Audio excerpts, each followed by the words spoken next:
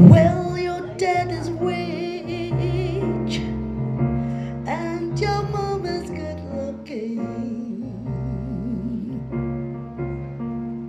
So hush, little baby, don't you cry.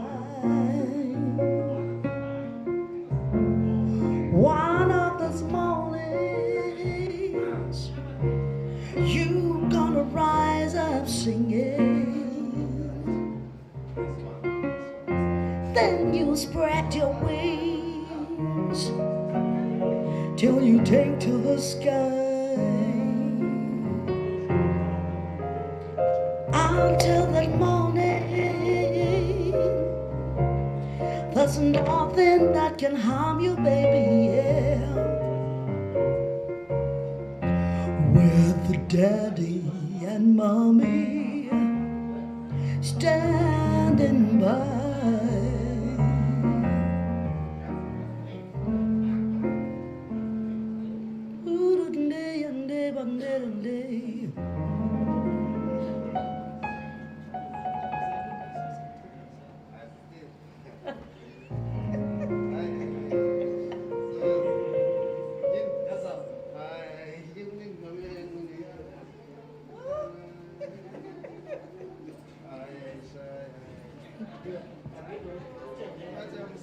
Nhâm qua sân bồn đá.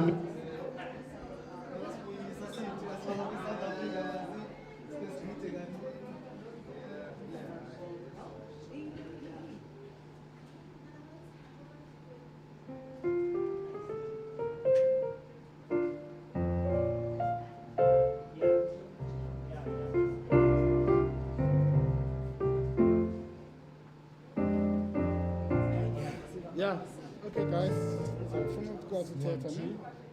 1 2 1 2 Yeah, Ted. 1 2 1 2 yes 1 2 1 2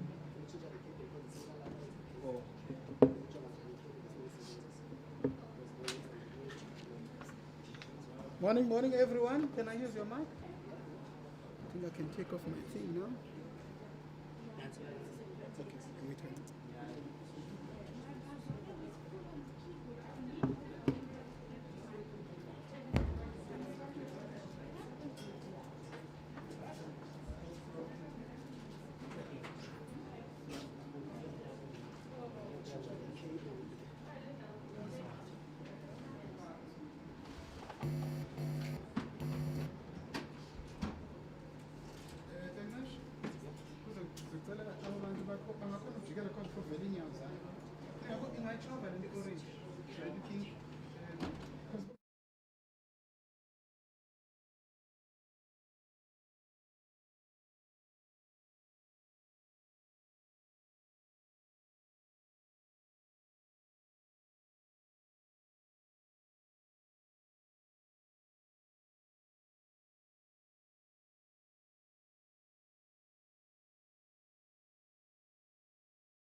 Oh, okay.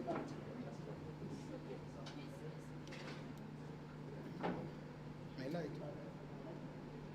Client's light. Ebras izoqala manje ngase nihlale phaya back.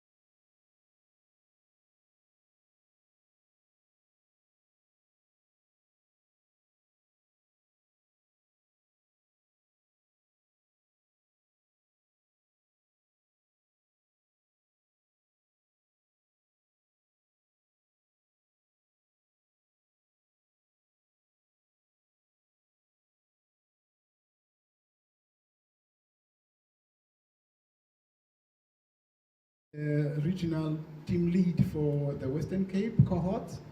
We've been implementing the FLAME program in the Western Cape together with PEDI, which is Philippi Enterprise Development Initiative. Of course, we all know the program is the ASISA Foundation's flagship program for micro-enterprise development and financial literacy. So this is just a welcome note, ladies and gentlemen, as we actually have traveled a long journey. I must say it's a 24-month journey. But before I carry on with everything, I need to recognize the key people that are in the room. In the room, we have Ms. Ruth Benjamin Swales. We all know her. She's our CEO at the ASISA Foundation. And together, because this is a very important event, what happened here? Because this is an important event, we have, this is a very important event. We also have the chairperson of the ASISA Foundation. His name is Mr. Isaac. What's wrong with this? Okay. His name is Mr. Isaac Ramputa. Yeah, kick. I had it. Okay. Yeah, it's switched off again.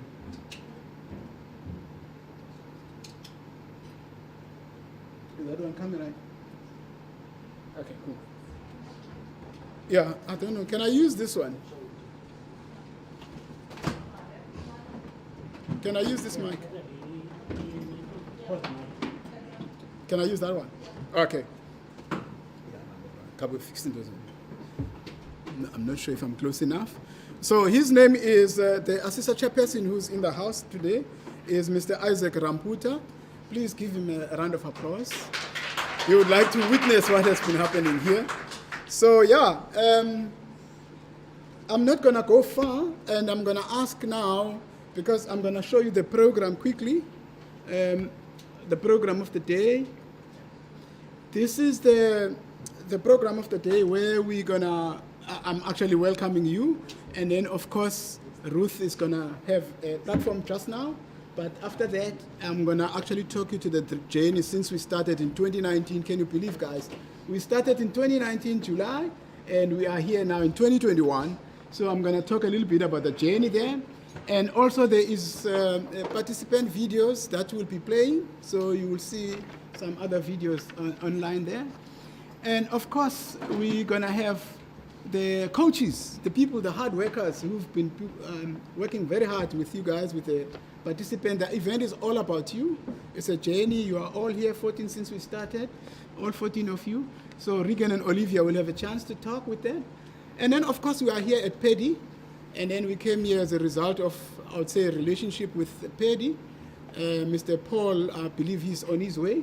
He will give us a brief speech around that. And then, of course, we're going to take a comfort break.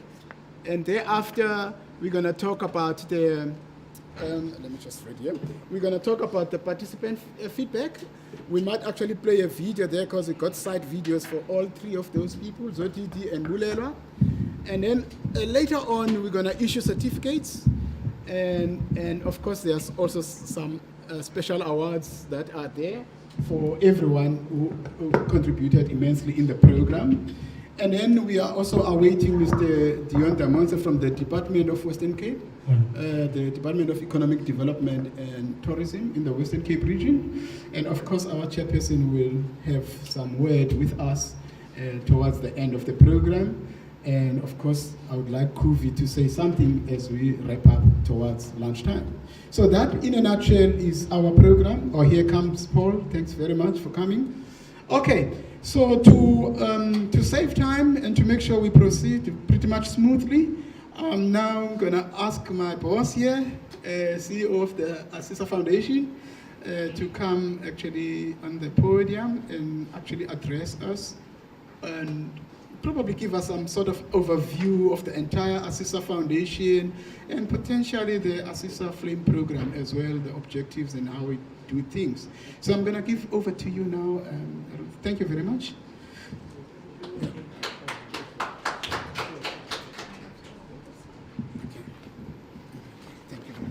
Good morning, everybody. Molweni, for those of us from the Cape. And halala. Today is the day of celebration. And we are all sitting far too stiff and formal. I know we are graduates. But really, through the masks, I want to see the smiles. And how do we see the smiles through the mask? In the eyes and the cheeks that's lifted. Because truly today we are here to celebrate. We have so much to celebrate. We want to just celebrate the fact that we are alive. Isn't that amazing? That's the one thing that COVID has taught us to do, is every morning just give thanks that we are alive and therefore we have a purpose. So we're going to talk about that, but we're also here to celebrate the amazing achievements of the PEDI participants of the Flame program. Can't believe nearly 2 years has passed when we started way back in July 2019, I think. And what a journey. I mean, as the Assisa Foundation, we started the Flame program. We called it Flame 2, because we had Flame 1 and we had amazing outcomes there. But of course, we didn't have any pandemic to contend with. We had just the normal challenges of trying to build a business within a township or a rural environment. And we had aspirations to refine our program, to make it stronger, bigger, better. We built this huge plane. Hey, Regan, did we put all the parts on it in the end? We started flying before it was even completed building. But the point was, we had this program that we really believed had the power to change lives, to transform circumstances, and to bring hope and a vision, not just for the individual on the program, but for the world of that individual, for the community that that individual serves, for all those that they influence, for those who look up to them. So that was the big vision of the program, and we spent a long time making sure that the content that we were going to train on the program was not just aligned to best practice, but actually was also linked to a SACWA accredited program, so that those of you who participated had the confidence that we weren't just giving you our good ideas, but it was linked to standards that are set in our country.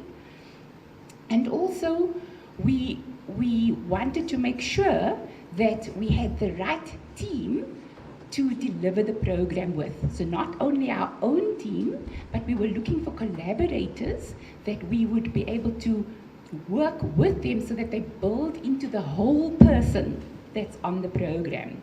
And so one of the key initiatives of this Flame program was that we had linked into PEDI, because PEDI had given birth to this group of participants that we were working with. So we were given babies who had learned all about organic farming, but now needed to know more about running a business.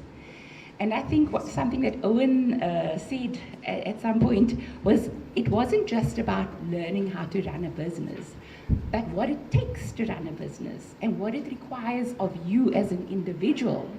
And so a lot of what we tried to do was also about building your self-confidence, so that whether PEDI is there, whether we are here, as we leave you today, you have that confidence that you've got what it takes to be able to continue dreaming, to plan and set that goals, and put the action steps in place to be able to achieve it.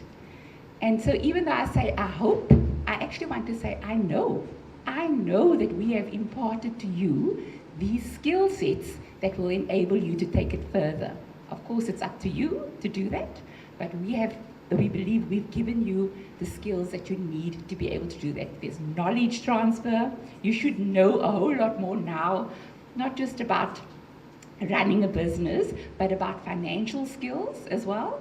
What is required. So you know a lot more, you've learned a lot more, you've learned skills, how to calculate certain, your profits, how to calculate your costs, how to price your business, how to go about your marketing, how to segment your customer base, and there are lots of things. So you've learned skills, but hopefully we've also influenced your attitude to financial matters particularly, because you could spend the rest of your life being busy, doing things, but not necessarily growing forward, and attitude is a big part of that. They say attitude precedes your success. The attitude really determines a lot. So a big part of the program is also influencing your attitudes so that you not just learned something or understood how to do something or learned how to do it, but you actually implemented it. You actually applied it on a consistent basis. And I'm telling you now, as much as I know you still hate having to record every transaction, keep track of all your expenses, hopefully by now you've understood the value of that. Then you really know, you're not just guessing, you're not just going with a gut feel, you really know how your business is doing, how reality turned out against the plan. And we know that reality for 2020 was not according to the plan. None of us expected the pandemic. And what you guys had to face was unprecedented. I think even if you spoke to your parents, your grandparents, your pre-grandparents, what we dealt with the past year was very difficult, and there was a lot of losses. The worst loss, I think, is death of a close family member, and we know that people suffered badly. And then there was the death of your businesses, which was really unsettling, the death of your visions, of your plans, But the good thing is those latter deaths, we can revive them, we can build new plans. And even now, I'm sure you're feeling a sense of, there's a lift in the air, our lockdown levels have been lifted by another level, and that just makes for so much more hope again in our hearts. I don't know about you, I went to church for the first time in months last Sunday, and it was wonderful to just interact with people again and just feel free to socialize. We know that the pandemic's not gone, and we know there's going to be challenges going forward, but we believe you, of all people, you've learned resilience. You've learned how to be adaptable, how to change your plans according to reality, not according to sticking to what you were going to do, but what do you need to do in order to be successful. How to pick yourselves up when you're feeling really, really down, when things have not gone well. You've been there, you've learned how to do it, and so the next time those moments arrive, please just remind yourself what you've been through and how you were able to pick yourself up and how you were able to get to this point. But at the end of the day, we also know that all of it is by God's grace. So I'm not sure what your religions are, but we must always thank God because He is sovereign. I was reading in my devotional today, so I hope you don't find it inappropriate. But in Isaiah, it says, when your judgments come, this is Isaiah talking to God, he says, when your judgments come upon the earth, the people of the world learn righteousness. Isn't that an interesting verse? I had never seen it before, in terms of realizing it. I thought, how relevant for our times, And then it goes on to say, but sometimes the wicked, they don't learn the righteousness that they should. But I think broadly across the world, and certainly in our worlds, we've had to learn to look at things in a whole new way. We've had to revalue what we thought was important to what is really important. And as much as we want you to succeed with your businesses, we never want you to lose the sense of value of the other people in your lives, in your community, in your worlds. And I think that, if anything, the pandemic just added to what the Flame program was wanting to achieve with you. So, to get to the main point of linking back to a CISA foundation, so our goal is to, Our goal is to facilitate transformation of the South African society by enabling people who were previously marginalized or currently marginalized to be able to be financially included and to participate economically. But what we believe at the CISA Foundation, that without financial capability, that's not really possible. And so our goal is to help people to become financially capable through knowledge transfer, skills transfer, change in attitude, helping you with behavioral changes so that you become more capable to make good decisions for yourselves about your personal finances, but also for your businesses so that it can grow. And that's how Flame was born, and that's what its intent was. And I hope that when I get to speak to each one of you, that you can truly say that that has been achieved for you in terms of the pathway to becoming more financially included and to participate economically.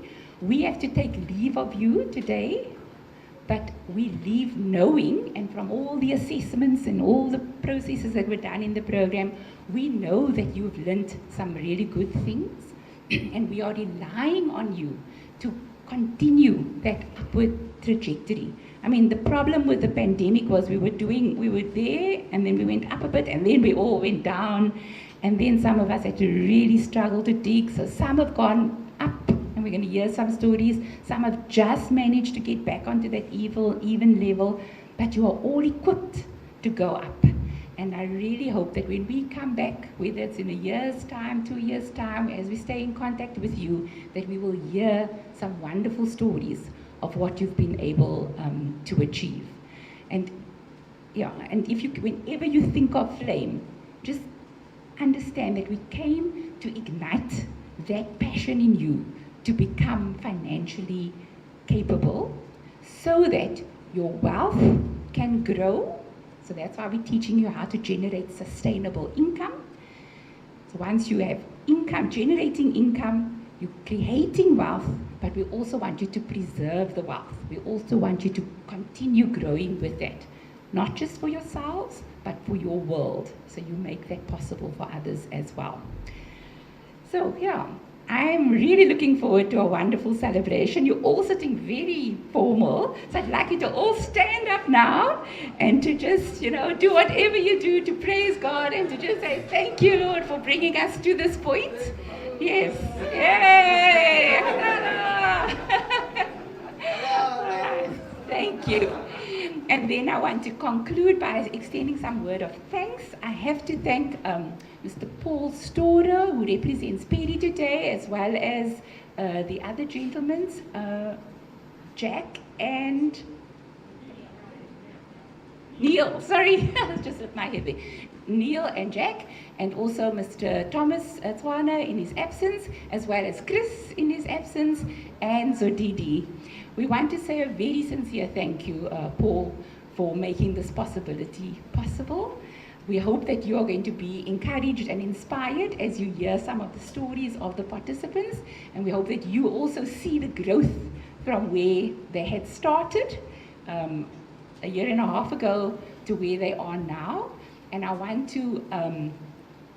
to give you a strong obligation to say, these were your babies. We've walked away with them. We've nourished them. We hope that they grew in some difficult times, but we're giving them back to you, and we're asking you to please look after them. Please help. They were in incubation, but please help them now to grow and to shine and to achieve their dreams and their aspirations through your continued support. But it's been a great privilege for ASISA to be able to collaborate with PEDI. It's been the realization of an excellent PPP in that it's an alignment between city, municipal funding, provincial funding. The Western Cape government co-funded this program, as well as the private sector working together, collaborating and demonstrating that when we do that, we can make a positive impact on society. So thanks again to PEDI, and then a final thank you to the team for their dedication, for sticking through thick and thin, to Fikile for his leadership and his passion, keeping things going, and his entire team, and a special mention, obviously, and I'm hoping you're all going to take a moment to say thank you to Olivia and to Regan, who have poured their lives into yours to make sure that you learned what needed to be learned there. And then to my own team, Kuvi, who's been keeping the program together in the background together with the Project Management Office, thank you so much for doing that as well. So yeah, with that, I'm going to conclude with these words, and you must remember this now. Okay, it is my prayer or my wish to you. My prayer is, and this is whether you are in the agri-business or not, it says, may your soil always be fertile. May your plants always grow green. And may your harvest always be bountiful. Thank you.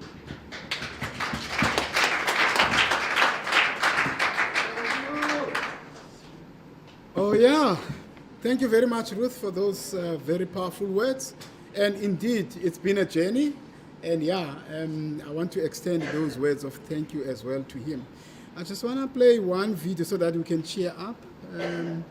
Yeah, you can cheer up because I believe you want to play it. Just give me a second. It's Ouch.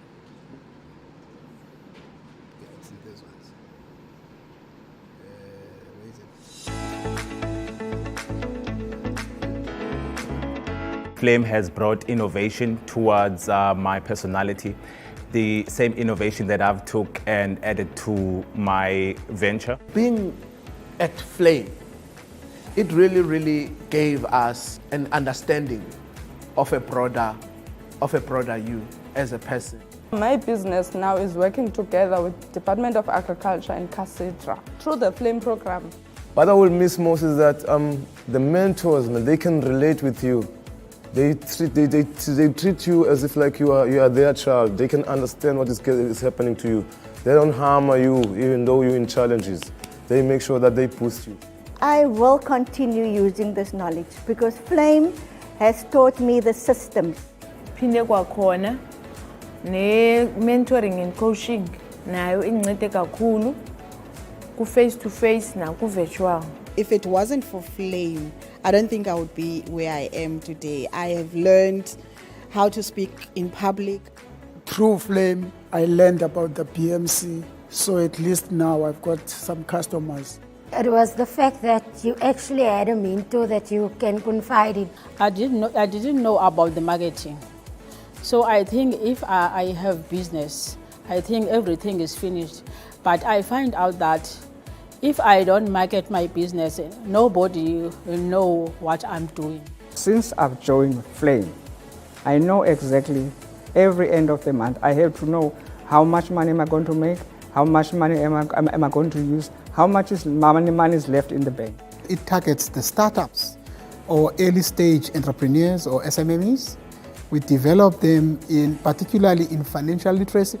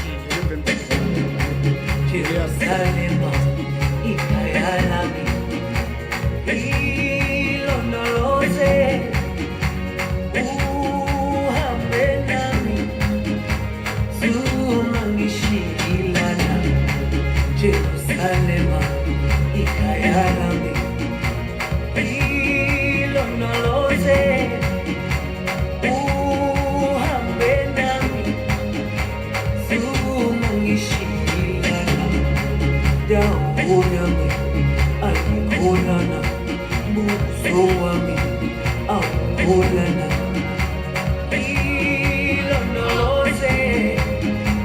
suhambe nami.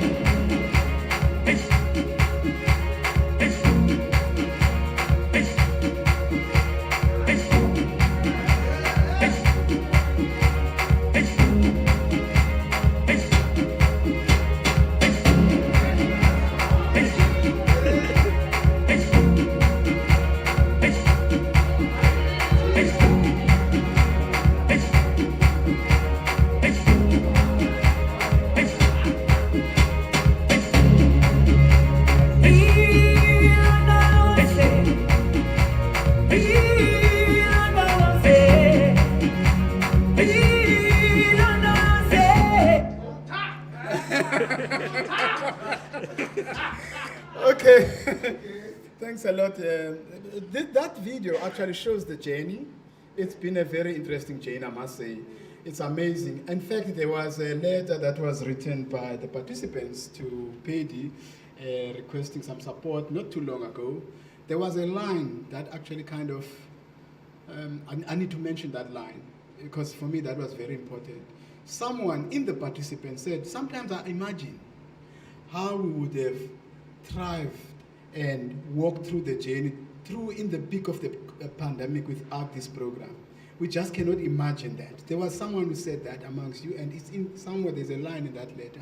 So that shows the power of the Flame program. And sometimes even myself, I do imagine that, how life would have been for us as Cwangco, for Olivia, for Regan, and stuff like that. So the impact is actually much more larger than we think. Come to think of it. And then another one that I need to mention is, guys, all 14 of you are still alive and kicking. She mentioned there was COVID, and we are still, most of us, alive in this. That's something. What's happening now? That's something. Oh yeah, that's something. So we need to appreciate those small things that we take for granted. So I'm just gonna walk through some key few inputs or key highlights of the program. We started in July. I don't want to mention how we started because I'm always accused, but I'll just sneak it in. We were in the middle of prep, guys, in the middle of prep. And then I remember giving a call, Mr. Paul Storer the other day, when are these guys ready to kick off? And I think we were planning, I can't remember the date, it was somewhere early July. And then Paul, no, my guys are ready at any time. And then we were sitting in Joburg finalizing a few things.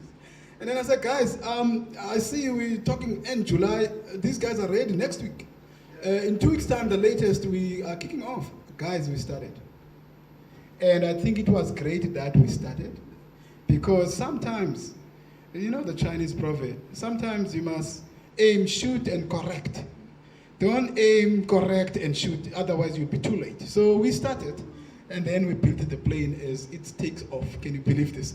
But imagine, it's quite interesting start, I must say. It was a journey. So we have 3 phases that we engage with participants. Of course, there is a phase 0 that we do all the planning and preparation and all of those things. And PEDI mentioned that they have the group of people already. So we ended up actually going with the existing group. Of course, in phase 1, we're about 18 or 19, I can't remember. And then because of the program requirements, we ended up being 14 rather. So, but we migrated from phase 1, which was largely the induction, introduction, and some few boot camp. You remember those per week every Tuesday? It was very tense. And then later on, we kind of did some sort of due diligence where we go to your site, the participant, in fact, the coaches went to your sites. So we did that.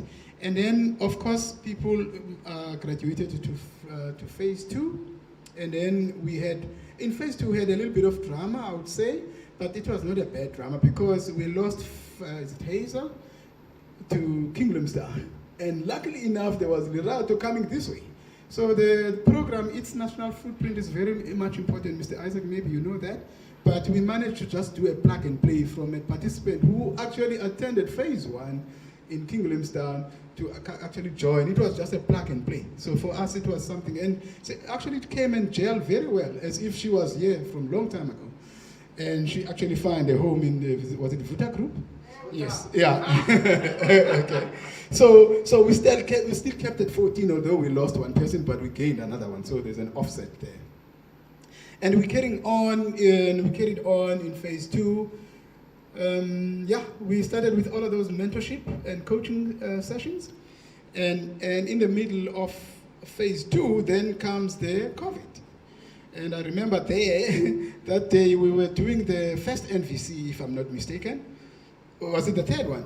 Yes. But we were in the NVC. And then there was an announcement of lockdown. We were sitting in this room or upstairs, I can't remember. And some people started coughing, some of them, like the normal cough. But because I remember we finished early and Benny had to actually run back to PE and all of those things. So it was a little bit of drama. That was phase 2. And then come to think of it, then the lockdown was on 26th. And then 1st April, we towards end March, we said, guys, let's get these guys. Let's actually learn Zoom quickly. We had a 1-hour session. I remember Regan sent us a link, and some of us were not even sure about Zoom ourselves. So we taught ourselves for an hour. Then we thought, you know what, the following day, on the 1st or 2nd April, we engaged the participants to teach them all of these platforms. And lucky enough, people managed to grasp much quicker. Then we carried on. And then phase 2 sort of carried on in a more hybrid version, where we did sometimes when the lower levels, then we would do the in-person, but we carried on with virtual. And I must say, guys, you did very well. I know some of you had challenges on the, network. And I remember sometimes we would club people who have close proximity to each other. But that was phase 2, eh? And then, of course, you guys graduated in phase 2, but let me just move on. We showed this. We showed the slides, so we know the pictures. I'm going to fly over to go see some of the other interesting stats in this. But we find that Khalid is here who did the M&E. And also we know this, particularly from the facilitators, that you guys have grown in confidence. And you have better finances. And we see the reports, the input documents that don't be often asked. So at least we see these are the key success stories for us, that you guys have a better financial discipline than before. You guys know how to budget. You know how to keep the source documents, all right? And also, we feel like you are also empowered. I think Ruth mentioned that. You are empowered now to run almost any business. Owen has got, I don't know, he's showed us some shoes that he's got another business, and he used the knowledge. He can, I don't know, we must ask some refund or something, but he used that very same knowledge to expand his empire, if you like. So that's great for us, because that's actually what we want. At the end of the day, we want people to be self-sustained. At the end of the day, we want people to be lifted from poverty line. And another aspect is the resilience. Remember, in the middle of the lockdown, you guys showed interest, and I remember Norman, they were saying, guys, I'm even bragging about Zoom and my other groups and stuff like that, because you showed some signs of resilience and self-belief that you can actually lift on in your business. So those are success stories of the program. And of course, you managed to adapt the Zoom and even MS Teams at times. And I remember we introduced the Google Forms and MS Forms. Some of those things for most of us in the room were new. But guess what? Within no time, you were actually fluent on them. And remember the SMART goals. You guys set very interesting SMART goals in the beginning. You still have to do some action to action and actually achieve those. I saw some of the exit plans. You still set up the goals. Guys, carry on with that, because if you have a dream and you have a goal with no timelines, no action backing it, it's not going to happen. So keep on doing that. But we believe the program has played a very big role in assisting most of our participants, in fact, all of our participants, to be able to set up SMART goals, and of course the right habits in the mix. Yeah, and another thing is we managed to convert some other, I would call it informal businesses. So most of the participants here, in fact, 12 of them now have got CIPC from last year already. I remember we had some very interesting timelines that by June, please make sure you get this thing and that in place. And they have separate business account. The one other important aspect, guys, 12 of you have enrolled for NVC and you have found 100% competent. That's a round of applause, eh? Don't you think? So that's something. Yeah, and then and I know that you guys also got some exposure to many other things, including exposures to other stakeholders, and actually the ability, that confidence to even by yourselves to engage the stakeholders yourselves now, which was something. There's a slide here that talks about external funding, that you took some initiatives yourselves to engage with those guys and managed to get some few funding. Of course, there were some challenges, but those challenges were not showstoppers. But what we've learned is that we need to promote compliance. Remember, there was COVID schemes. Some of them we missed out because we were not compliant. So compliance is one element that is quite critical for small businesses. And I remember in phase 3, when you started phase 3, guys, you need to take ownership of your business. We're not going to call you, you call us. So there were some participants who were actually calling people. So for us, it was a very interesting sign of independence, but that needs to be promoted a little bit earlier. So for us, it was I would say a learning curve. And of course, the selection of candidates so that they can easily grasp the content. The content we were doing was pretty much straightforward, but on NVC, there were slight challenges here and there. A new concept altogether, but the guys over time, they managed to grasp the thing, so that was something for us. And also the reporting. Ooh, that is a very interesting one. The reporting. When you report with evidence in small business. So I think there was some very interesting lessons learned there to report on the reporting so that the program can improve and also you as in your businesses can improve. Because when you submit the report, we can advise better going forward. And then the last, I would say, batch of challenges, of course, is the usual COVID-19 and lockdown regulations. You still remember those lockdowns at some point were in red, and it was difficult to trade for everybody. Then, while we're still shocked about COVID, then we introduced the technology aspect. Come to think of it, it was a great moment. So we turned what's supposed to be bad to be something great, because now you can do Google Forms, you can do MS Teams. You know now, I see Washila almost every week posting her seedlings on Facebook, on the streets. That's something. Bulelo is typical here. She said, I don't like Facebook. I don't want Facebook. She said that in 2019 and in last year as well. But guess what? Later in the year, she's on Facebook. So for us, those are something that we felt like there were challenges, but we managed to turn them into opportunities. So thumbs up on that. Okay, now we did the phase 2 graduation, and it was great. As you can see, of course, we did it in the middle of COVID as well and lockdown. And I remember we were using Zoom so that people, Zoom was actually a new thing. So we were turning screens around so that to make sure that all people all over who are watching virtually can actually see the things. We also had some few challenges there, but we managed to overcome them. So people in all other regions, they managed to see what we did on the graduation.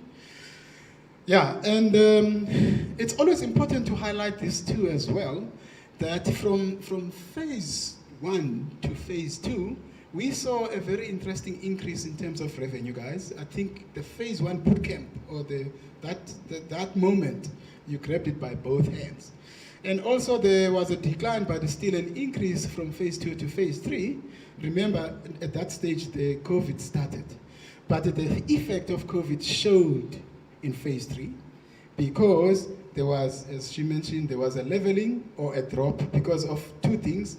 The leg, and remember, one of other key clients for most of you guys on Tunes closed down. We all know that, who was buying a lot of your other goodies. So there was also low revenue increase in that space for phase 3. So we call it the COVID leg, because we are still in the mix.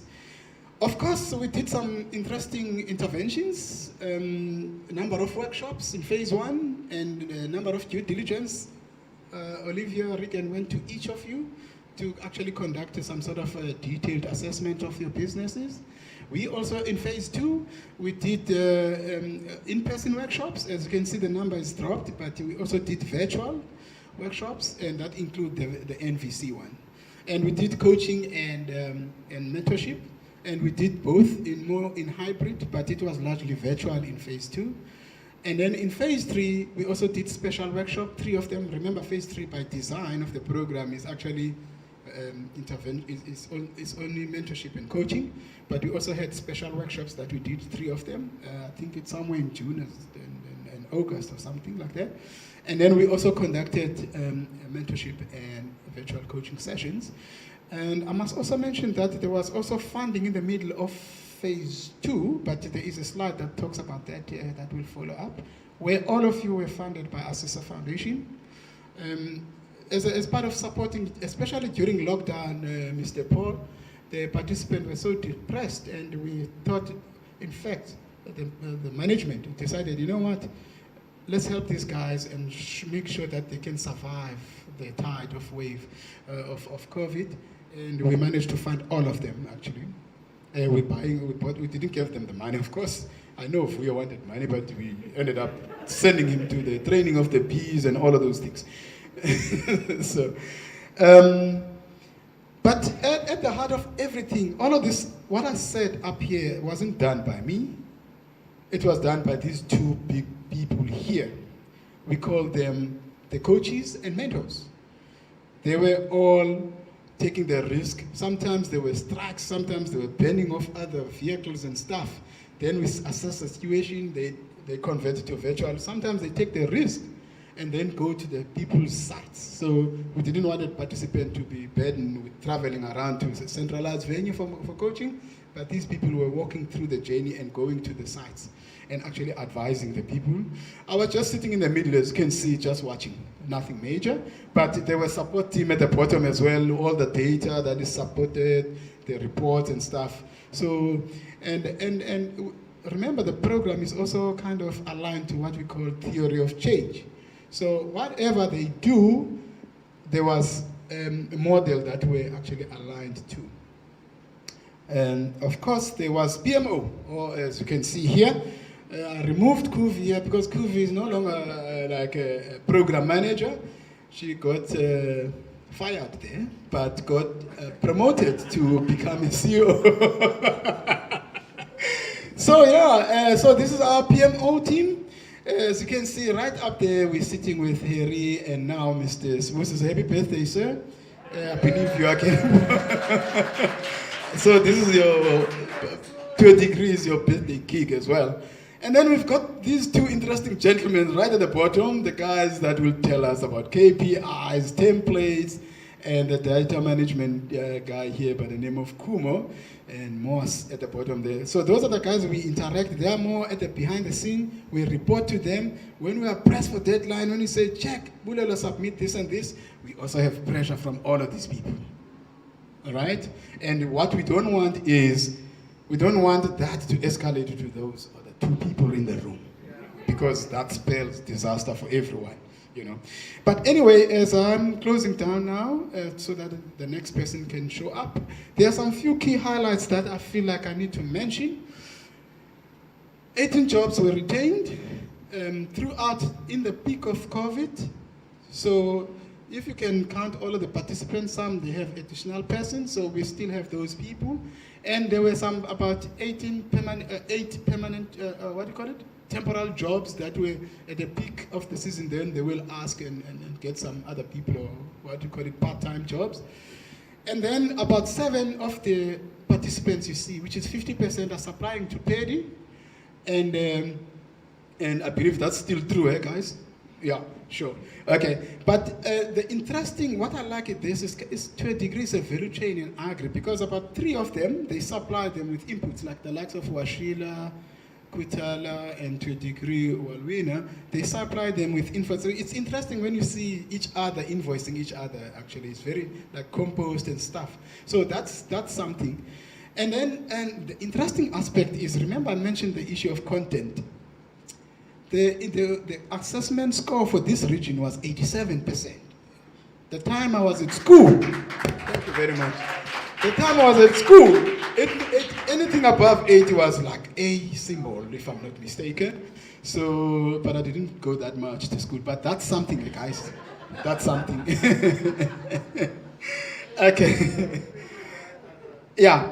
And another aspect of it is that 7 of the 14, which is 50% of the participants in this room, managed to source and secure external funding, thanks to the initiatives that were taken by them, and thanks to the knowledge transfer that was done by the coaches and the facilitators. So that's interesting. In fact, to the value of 700, come to think of it, guys, 705, 700,000. That's something. So 7 of you got funding there. Of course, it was not money. It was the things that are worth that much. So, and then the program also is diverse in the sense that in as much as largely agricultural or like agri-hub, there were also diverse participants in textile, clothing, and hospitality. Bulelo does the mask. She did the mask for us. And then she wears Lerato. Lerato does interesting catering and stuff like that. Benji, who's not here, he's in Eastern Cape. He's more into transport. So we had 3 participants doing other things other than in agri-space. But for me, 2 of them that stand out is that 100% NVC competence. Remember, guys, you were going up and down doing the research, of which some of us didn't do research for quite some good time. So that was something. And another interesting fact for us, I think it's something that is, I think the credit should go to the mentors. They didn't chase nobody. So we still have everyone from phase 2 to phase 3. 14 of you, except for Benji now, who just went to Eastern Cape. He's still part of the program. They still get engaged on that. But maybe I shouldn't say he's still part of the program because we are kind of done with you guys. We are done with you. Can you believe this? Not completely though, not completely. So for me, this is a very interesting statistics. So I just thought, let me close on this slide. And because for me, it lifts my spirit, and it actually makes the program is very powerful. So that my speaker is kind of kicking out. But that was it on my side. So now I'm gonna call Mr. Sbu to play a video. Yeah. So thank you very much on my side in terms of where we come from.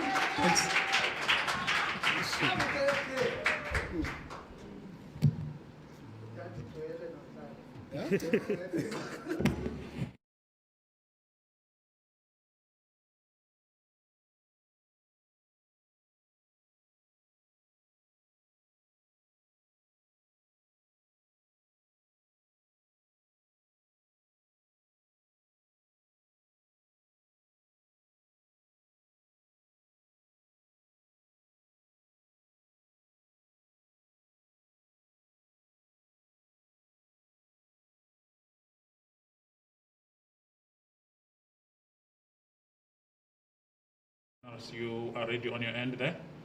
All right, I'll just play the video, but the other people that are watching live will be able to also see the video.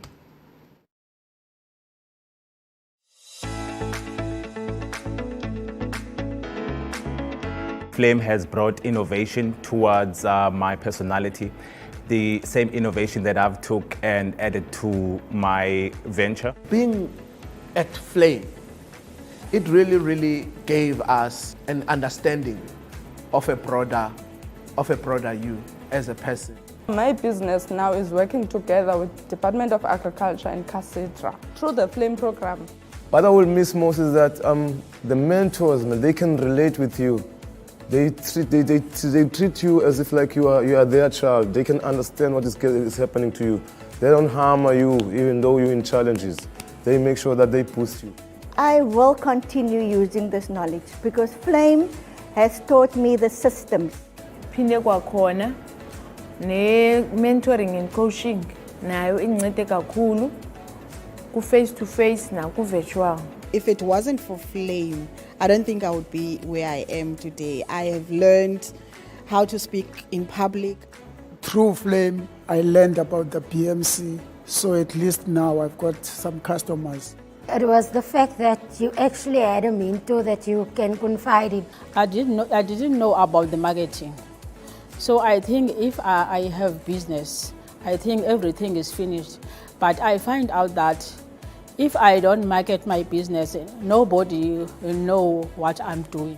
Since I've joined Flame, I know exactly every end of the month I have to know how much money am I going to make, how much money am I going to use, how much money is left in the bank.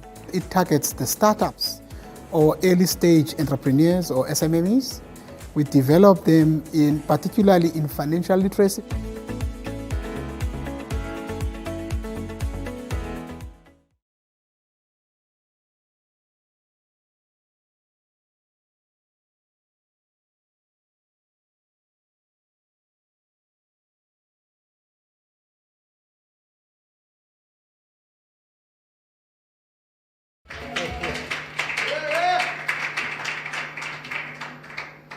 All right.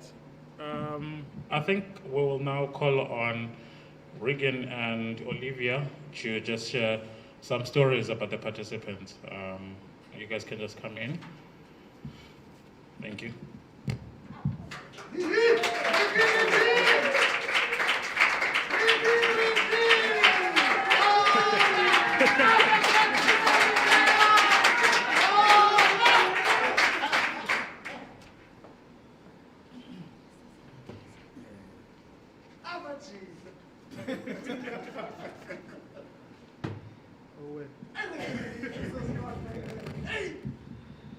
Owen made me wear a suit today. Owen. Guys made me wear a suit today. Well, good morning, ladies and gentlemen, and those that are watching live. It is such a privilege for us to have you guys share this such a auspicious and really important moment for us here in the Western Cape and the PEDI group. We always say how much we impart in you guys, but there are no relationships that runs one way. And I know Olivia and I are so privileged to have this amazing relationship with each one of you guys. And just for us to be able to stand here and watch you guys, how you've blossomed from that first moment that we met you in phase 1. And all of you were so shy, just sitting so reserved in your spaces, and no one even wanted to open their mouths to speak. We literally had to lean in just to hear what you are saying. And for you guys to open up to us and reciprocate that amazing learning that took place over this time, because relationships are never just one way. So as much as we have impacted you, believe me, you guys have impacted us. And both from the participant side as well as from the program side. So everyone, Ruth and Kuvi and the PMO team, we also run our own businesses. So for us to go through this learning and the things that we've learned to be able to implement for us, the amount of growth that we've experienced, guys, we are also people. So thank you so much for the opportunity. We really appreciate of that. But back to the participants. Guys, phew, what a journey. And the impact that you've had on us, phew, we will cherish and really carry that in our journey for the rest of our lives. We've managed to learn about each one of you, where you came from, the journey that you've walked up to the point where we came into your lives, and we know that you will carry that moving forward. So,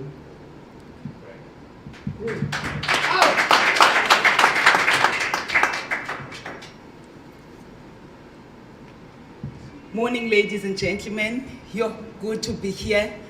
I cannot believe that it's been 2 years walking the journey with each one of you guys. As Regan mentioned, it's been a beautiful journey, learning a lot from you, learning a lot from the program. And as Fikile mentioned, some of us, we've learned on the go. right? He spoke about, Zoom. I was one of those people, I was like, what are you saying, Regan? Talk to me, where must I click?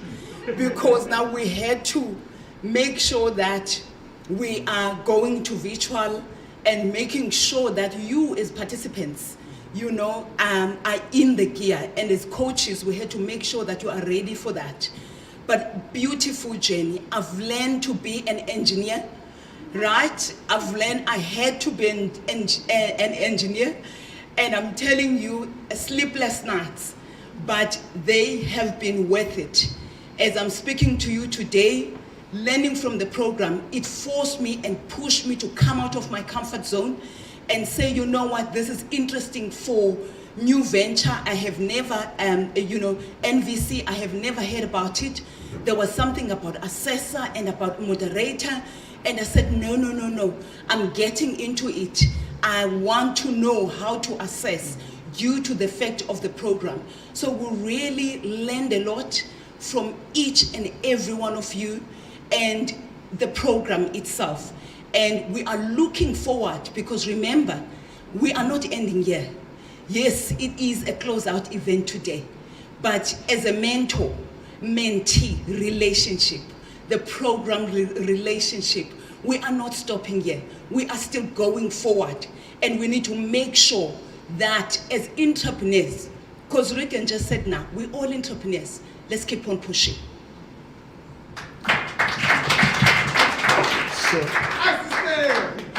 So we just going to give a quick rundown as just part of the journey and the memory. I want to start with Sis Bulelwa. The first time we met, I was just saying to Fikile yesterday, I think the amount of growth that you've shown is really remarkable. You've been inspirational to me just to watch how you've taken the stuff that we've shared in the workshops and you've implemented in your business. And we could see that growth literally from month to month, and how you've implemented just the basic systems of taking note of how much money comes in and how much money goes out. And we've seen you grow even in the quality of the stuff that you're making. So thank you so much. We really appreciate you sharing this last 2 years with us. And we could see the growth in you as well, how that has impacted you and your family. So thank you so much for holding on, and those late night WhatsApps that came through to me. Regan, I need this, how do I do this? That was so encouraging for me as well, that you took the initiative to be able to understand that you alone carry the responsibility for your business. So thank you for that.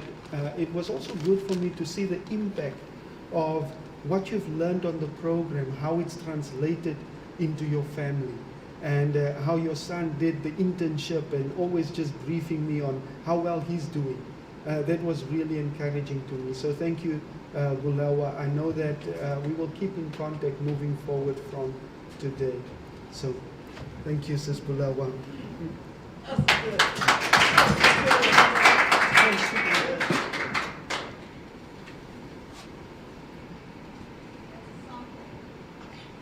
Oh yes, oh yes, oh yes. Today I'm being dressed by Bulelwa Chonga.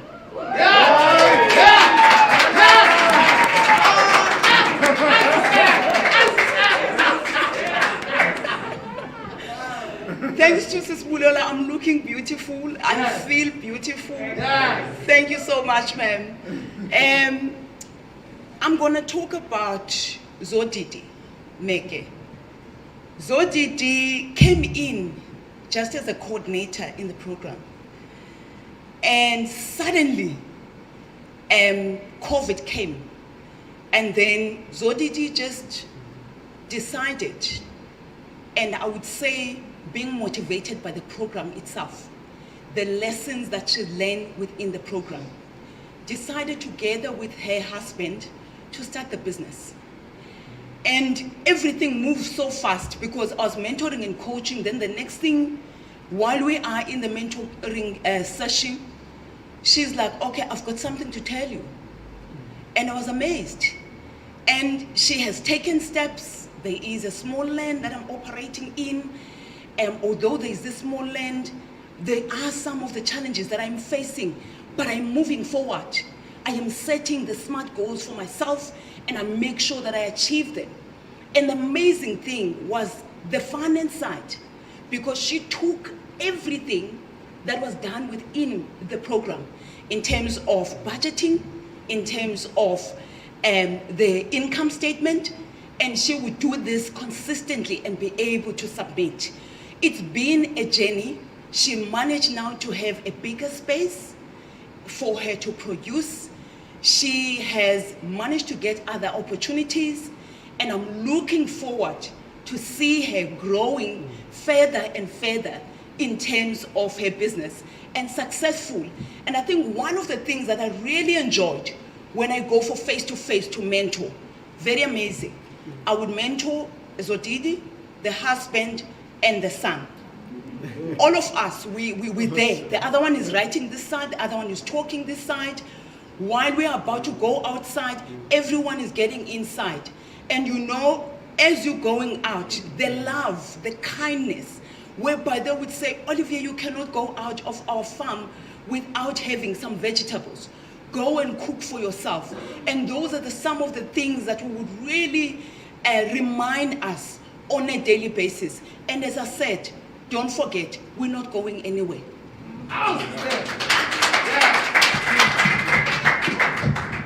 Yeah, I want to talk a bit about Lerato. Entrepreneurship is not just owning a business. Entrepreneurship is a set of skills and attitudes that you need to have. It's the characteristics that any person that wants to triumph and overcome, whether you're working in a corporate business or whether you're running your own business. Entrepreneurship is something that you constantly have to cultivate and grow within yourself so that the other people can receive the effect of that. Lerato, of all of our participants, I think you've demonstrated those qualities of a true entrepreneur so wonderfully for us as literally a movie that we could just watch. Having made the transition from the Eastern Cape to come through to the Western Cape, what you take on that exciting journey of starting out that new restaurant, just as the president, our president, closed down the country to save some people in our country, which was the necessary steps. And you were at the receiving end of the hardness of what that lockdown would do to our small businesses. But through those characteristics and attitudes that you have, it was so difficult to keep you down.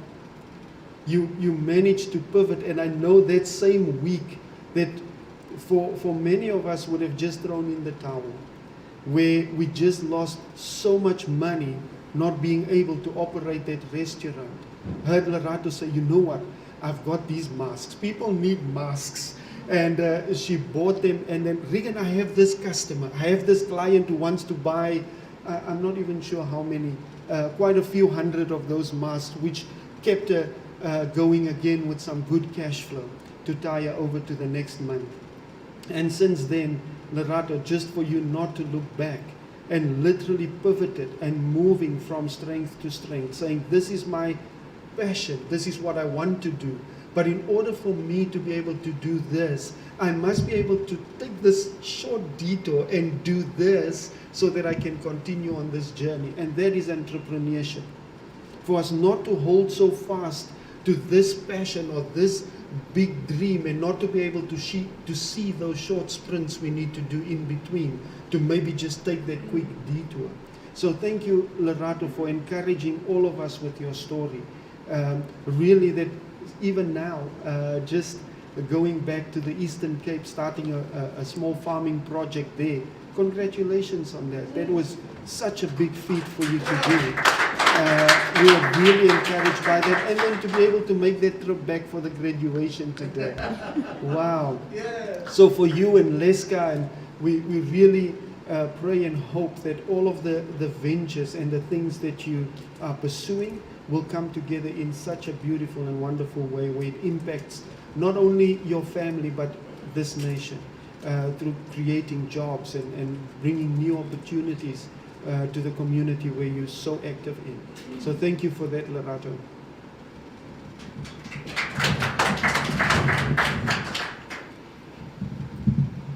I'll speak about Kutala. Kutala came into the program and enjoying the program, and there were some challenges that she faced in terms of the journey. However, she has managed to find her spiritual calling, and she consistently continued with the program. And in terms of her business, she also faced challenges on that side. However, she managed, as she received a lot of empowerment within the program itself, she managed to pivot. Through the BMC and understanding your business, the SWOT analysis as well, she managed to actually diversify in other revenue streams. And she has, with the assistance of funding, she now has a nursery on the second site. So she's got 2 sites with her partner, and they have managed to now put together a nursery, which is now going to continue with her business. I have learned a lot from her, because remember, when we're facing these challenges, you get to the point whereby you're like, it's not happening. Let me get tired. You know, let me just give up. However, she did not do that, but she consistently kept on believing in herself and making sure that she continues with her business. Thank you, Kutala, for encouraging a lot of us.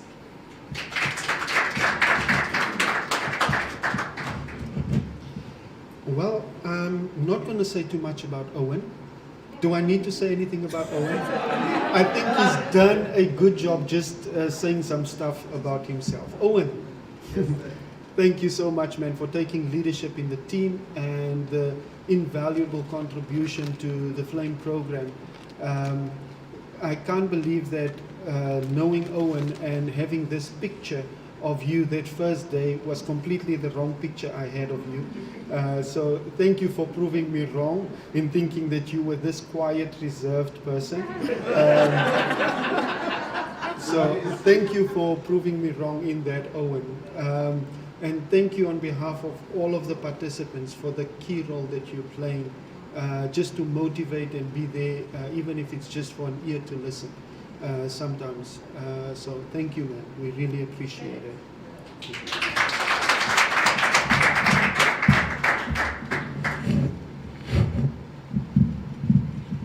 Manelisi, this is umfundisi. Alala. Manelisi in Guguletu. Wow, I enjoyed walking the journey with you in terms of building your business. Learned a lot of skills, took a lot of lessons from the program itself.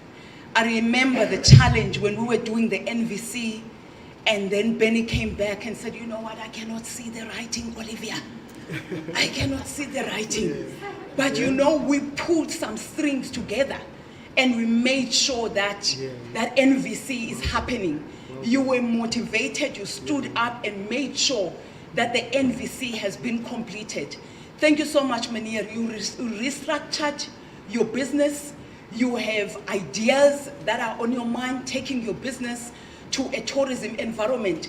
I am looking forward and I'm watching, and I am there to assist and making sure that you reach your destination.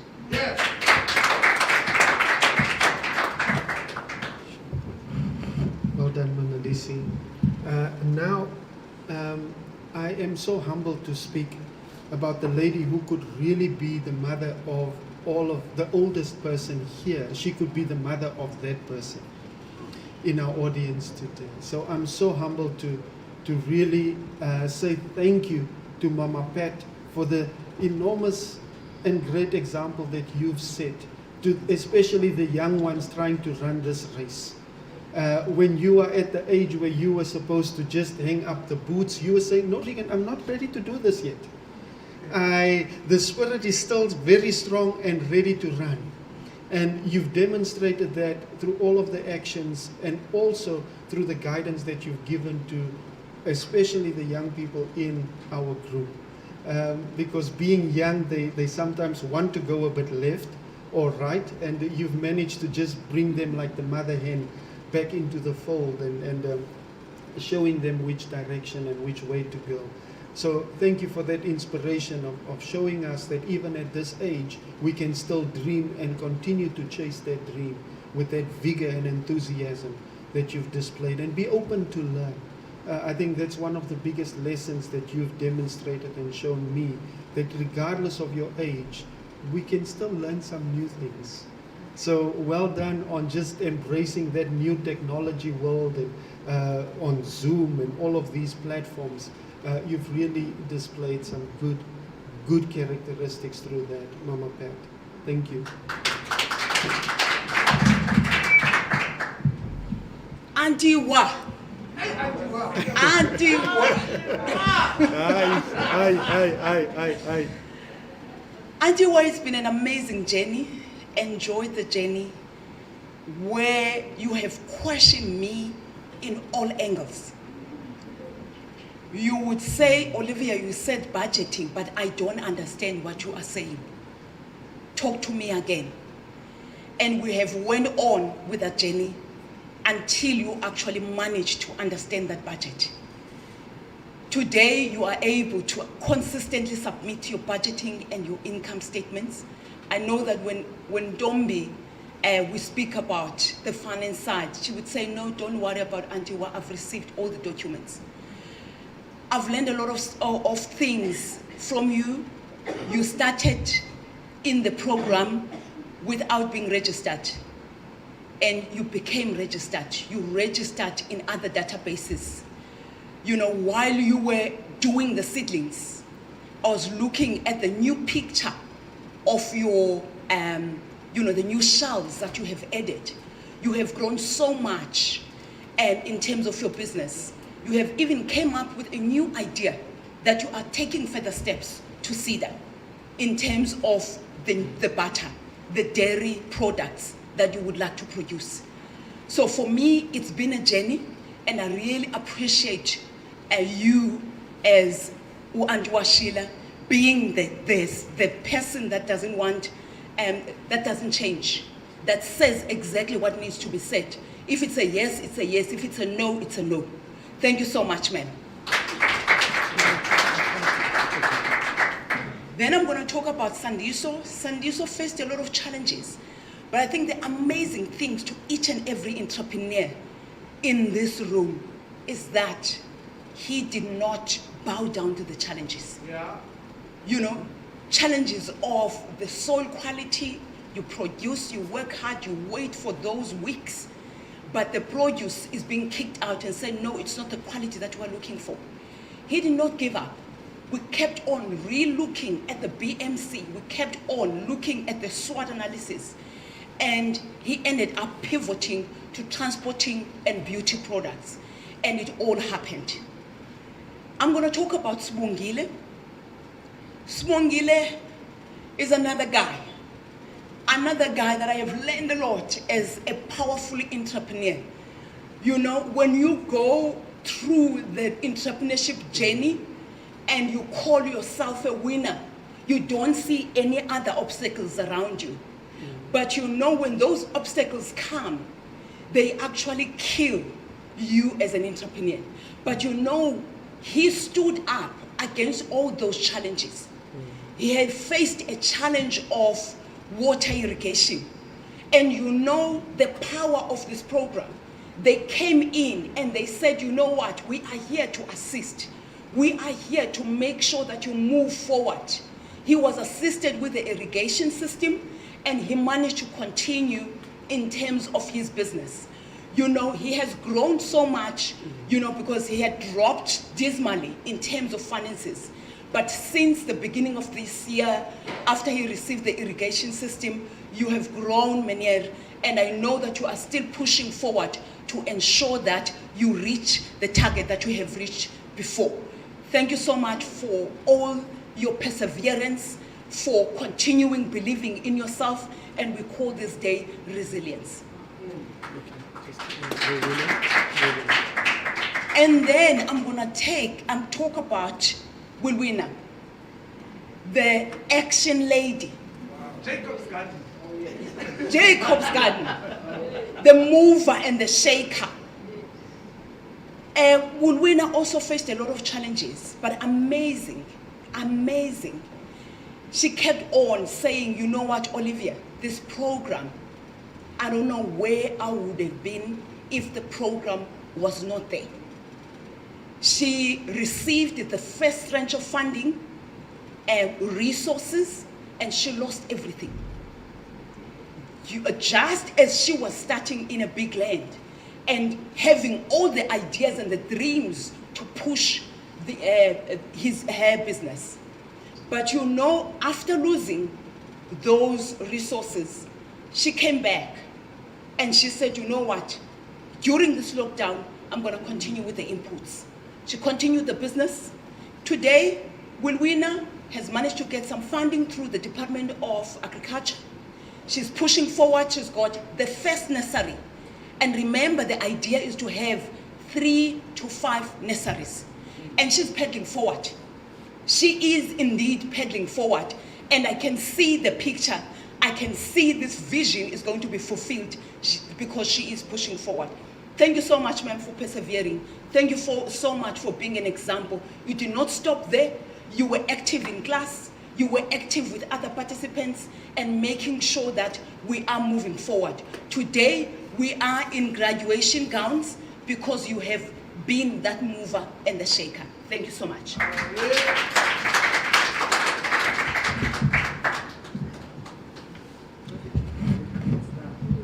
We are almost there, guys. I know we are running a little bit behind schedule, so thank you even for our online audience for just being a bit patient.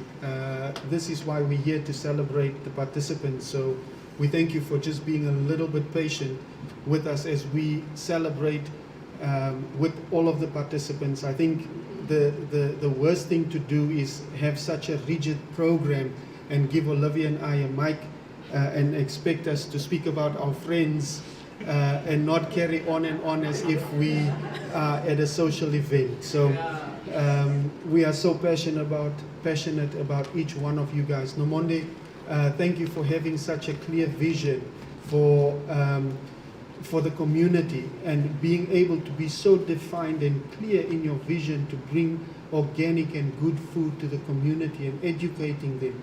So not only farming, but also educating people in a healthy lifestyle. It is really encouraging to see that your vision is beyond the altruism that you exhibit through your business, just to be able to turn back and look at other people and the needs that they have. So thank you for that, Nomonde. Then also Sopumla. Oh man, you have that advantage over all of us where you are still young. And one of the key things that you need to take note of, young man, is that learn you will learn. You either learn through your own experience or someone else's experience, but learn you will learn. The best way to learn is through someone else's experience. You are surrounded by people on a daily and weekly basis that have walked this journey a lot longer than you. Be open to continue to learn as the example that you've set.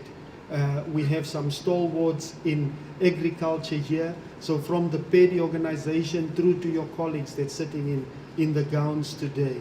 Be open to learn, man. You've been such an inspiration to all of us on the program and always being open to lend a hand.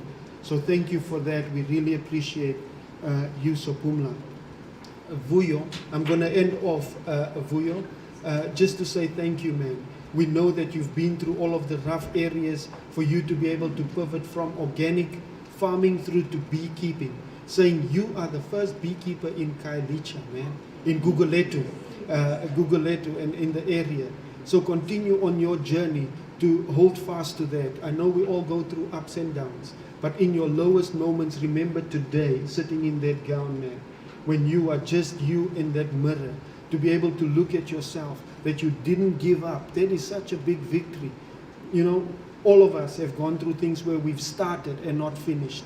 Today, every single one of you can stand and sit so proud in your gowns that you've started this on the first day, and 2 years later, you are still here victorious. That is a great feat, man. I think let's give ourselves a big round of applause. So, thank you, Vuyo. Thank you, Vuyo, for holding on through all of that and sitting here today through all of the challenges that you faced, man. That is a true good characteristic to have, to finish what you start. So thank you for that inspiration, Vuyo. Okay. Mr. MC, thank you. Oh yeah. Sure. Oh, that was it. It's actually all about you. Thanks, guys. In fact, these are the people who did the hardest work. When the tough gets going, it used to be. Yeah, it was a very interesting journey for everyone, I must say. But to save time, I don't know if Paul is still around. Oh, yeah. Paul, we are here because of you. Actually, you had everything that was, you opened that door, and now we are here. So, do you want to maybe some 5 minutes and have a speech, please? And thereafter, I think the performer will be ready. So, we're going to take 10 minutes break afterwards. It's going to be 10 minutes because we're running out of time. Thank you very much, Paul, for actually coming and for opening us the door. Now we talk inside your, just. Thank you, Gilly. I'm Paul Storer, Program Manager at PEDI, and I represent an organization that does and stands for and lives economic development. PEDI, Philippi Economic Development Initiative. What I see in front of me here are those people who are doing economic development initiatives. Each one of you is an initiative.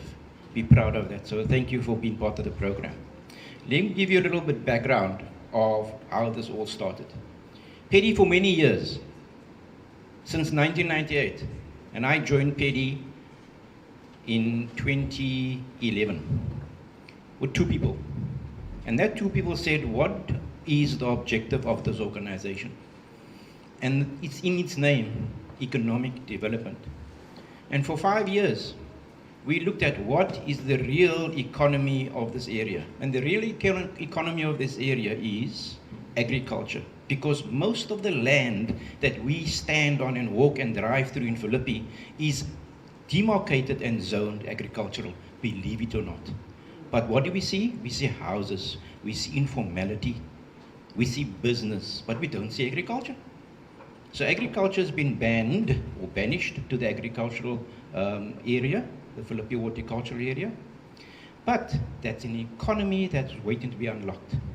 The government has also put in place a facility to the tune of 20 million 12 years ago in the Philippi fresh produce market. And it did absolutely nothing for small scale farmers. Every commercial farmer and every farmer would go all the way to Epping and sell their produce there. And so we say to ourselves, where are the assets? You know the ABCD program? Asset-based community development. And we said, hold on, the assets are on the land, the people who are farming it. Small-scale farmers is now starting to come to the fore. At the political level, at the governmental, institutional level, and in the business level. So we asked the question, how do we join the dots? PEDI stands for that. Philippi Economic Development Initiative. We join the dots. We facilitate the opportunity. You take the opportunity. I'm going to couch my little speech with a little word called pilot. Pilot simply because it's got a few meanings. One, you command your own aeroplane. You pilot it. You're the head of your business, you pilot it.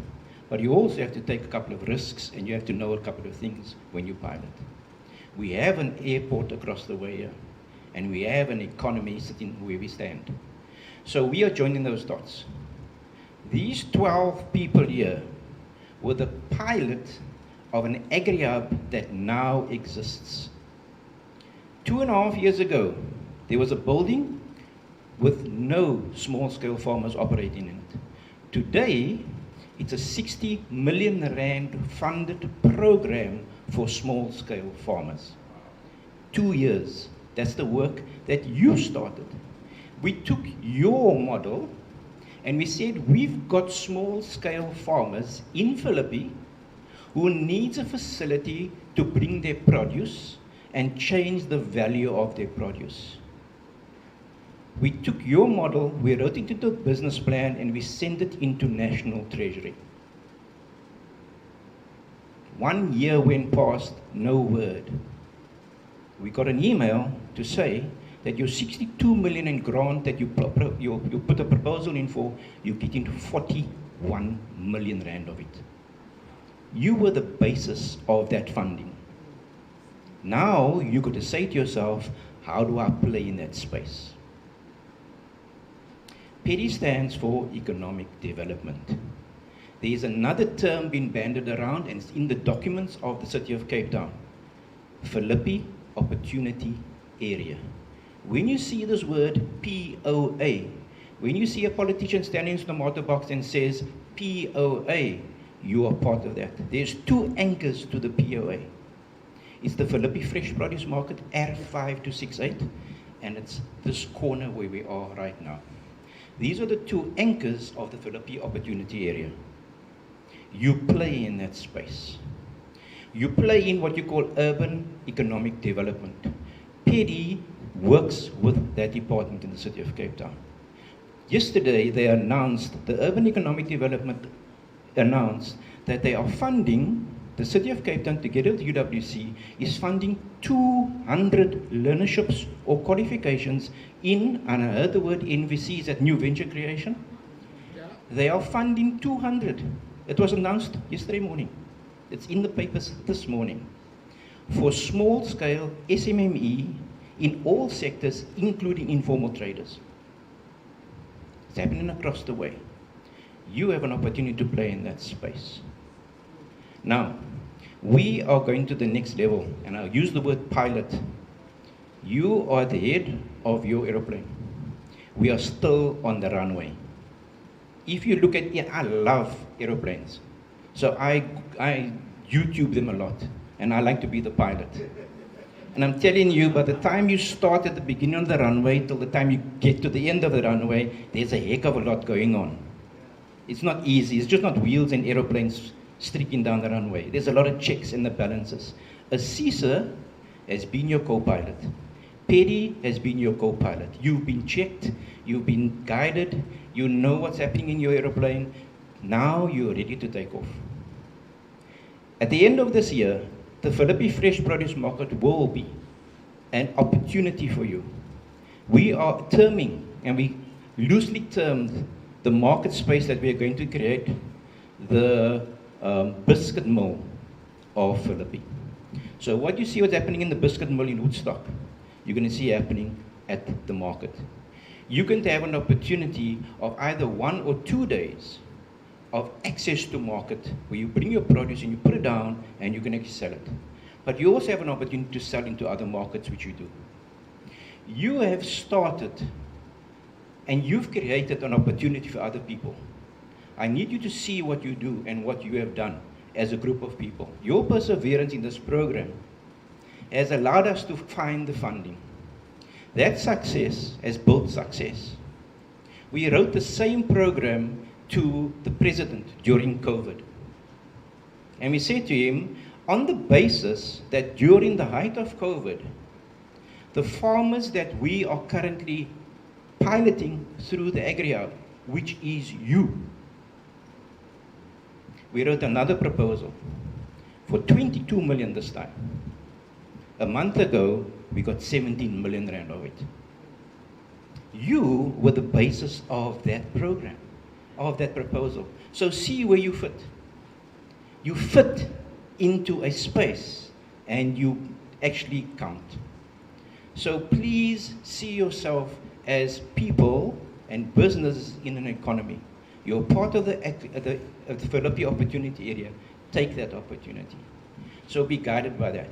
We're also going to open our Agri-Hub for markets, whereby you have access to those markets. You can have a space. You can develop your own produce or your agri-process. Another part where you played a critical role is that at the back of the hall here is Jack Malisi and Neil Hendricks. I'm not going to say this flippantly, but their jobs that they are currently employed on is because of you. They weren't at PEDI when you started with us. It's because of you that we could put that proposal together and say, we need a training manager. Jack Malisi is that person. We need an agri-hub manager to actually know what produce must go and where produce must come from, and that's Neil. We are engaging another agri-hub manager to go above, to look at bigger markets where you can play in. So as we join these dots, remember that you make a difference in this cog, and you actually add to it. So don't see yourself as small-scale farmers. See yourself as farmers with the potential. Another area that you played a space in is that, and PEDI is an economic developer. We have access, and we ask the question, when you graduate and when you become, when you move from subsistence into small scale farming, you need land. There's two options we are investigating. One is coming through. One is you need access to land. That's conventional farming.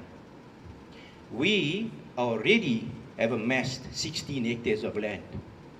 And guess what we have? We don't have farmers. And guess where we're going to find the farmers? Right in front of me. So the question is, are you up for it? Do you want to stay on half a hectare? Or do you want the 2 hectares of land? We have people calling us to say, we've got land standing vacant. 3 companies have called us in the last 2 months. Because what they've seen on our website, and they said, we like your methodology, we like what you're doing. We've got land, it's got a fence around, it's laying fallow, we've got no plans for the next 10 years. Can we feed the people of Philippi? Will you farm it for us?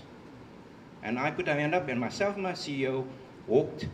We took 2 of our staff members with us, and we went down to look at the land.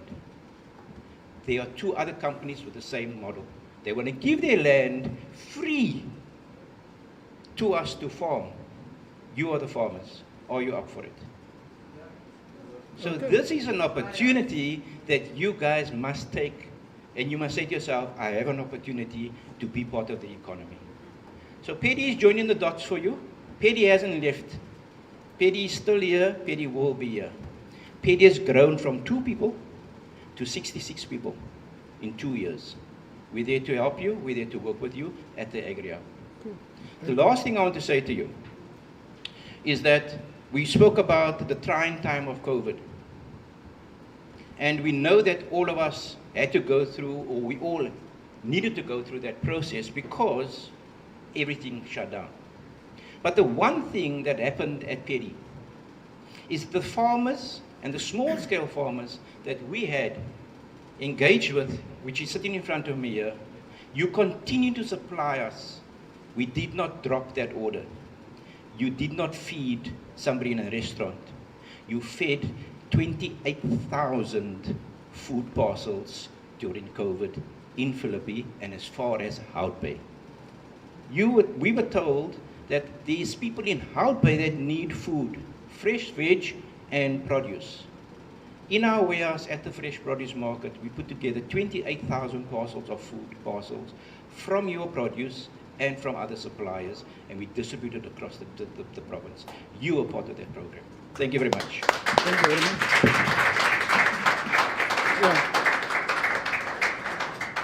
Thank you very much, Paul. Thanks for that insight. It's very much interesting that, guys, you have a continuity. And now to save time, and because I ran out of time, I think I'm going to ask everyone to take a comfort break for about how many minutes? 5 minutes, 5 minutes, not more than 7 minutes. And then we come back. And in the meantime, whoever's going to perform can come and actually while we, taking some stretch legs.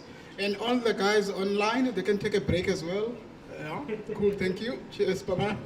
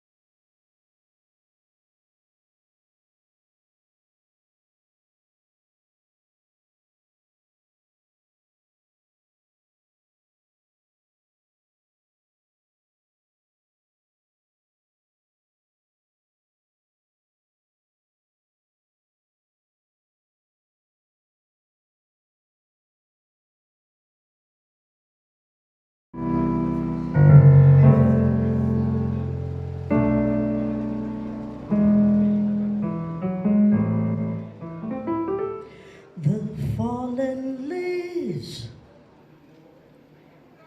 drift by my window.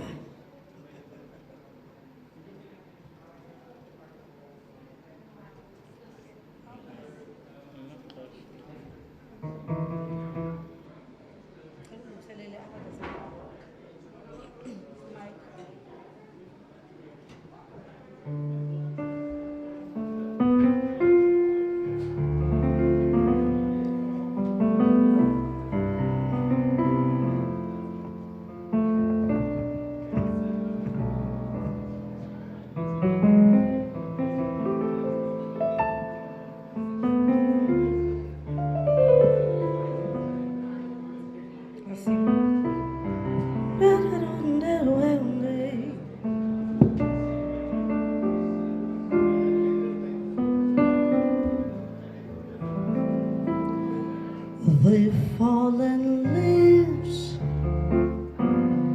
drift by my window. The autumn leaves of red and gold. I see your lips,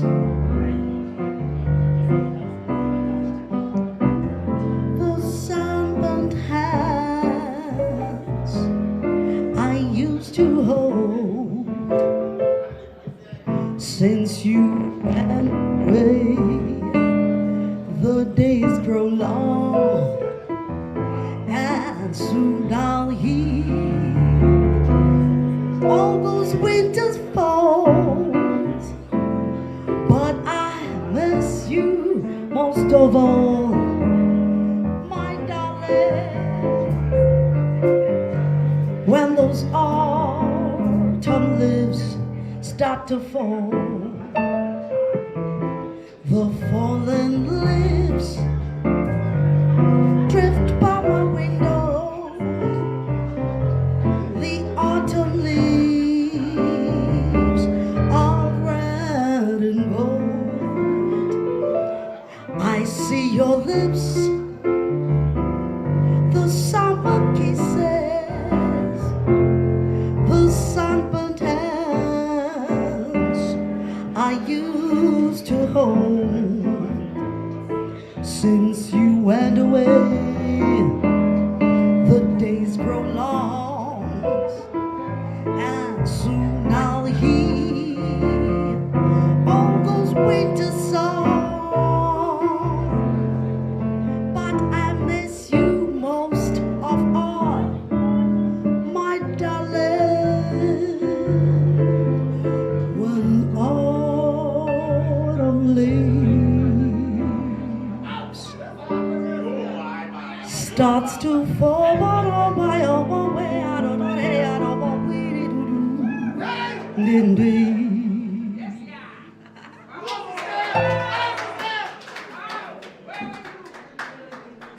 Okay. Oputis Musiso is he in? Oputis Musiso, we gonna give you a nice surprise. Happy birthday to you. Can we all stand, please? Happy birthday to you. Happy birthday to you. Happy birthday, dear Mutsiso. Happy birthday to you. Happy birthday to you. Happy birthday to you. Happy birthday, dear Mutsiso. Mutsmuda, do. Happy birthday to you.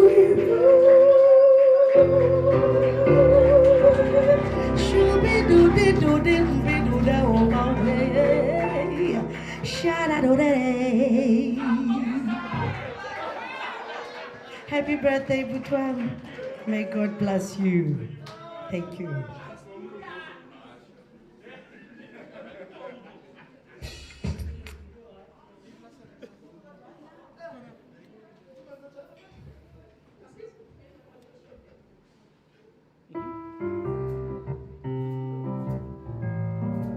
on, everybody, let's do like this.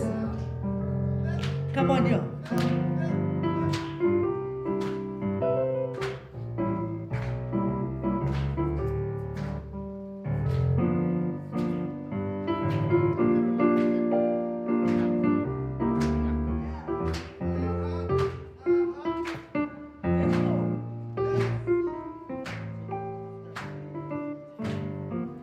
If you know the song, sing along with me.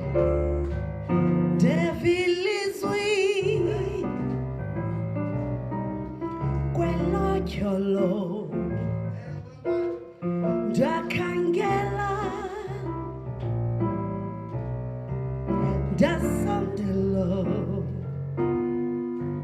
la lesicho, lesiti, Elizabeth. Kilo, yamnandilo, cholo. Devil is sweet,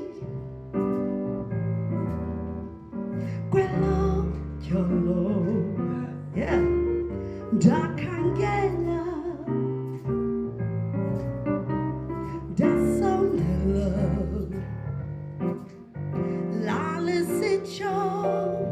The city, it lives well in filet. Kilo, yamandilo, cholo. Wayambete, ingubo, esinhope. Lonzwakazi, yayicho. Gezi orange and black, la lisicho, lisiti, Elizweli, filet, kilo, yamnandilo, jolo.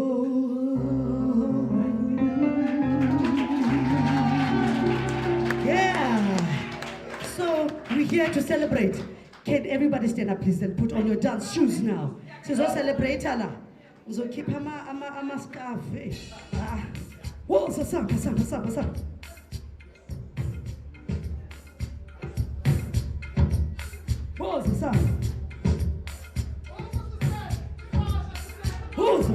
Whoa.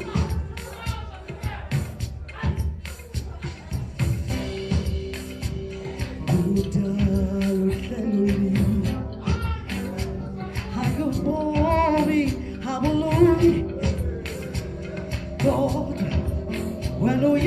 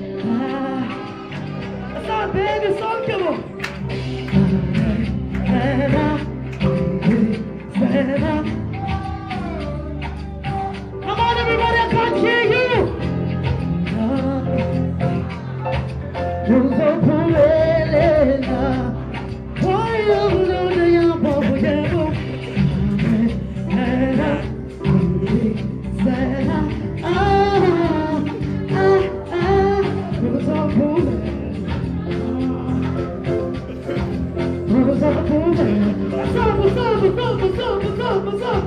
Come on. What's up, baby?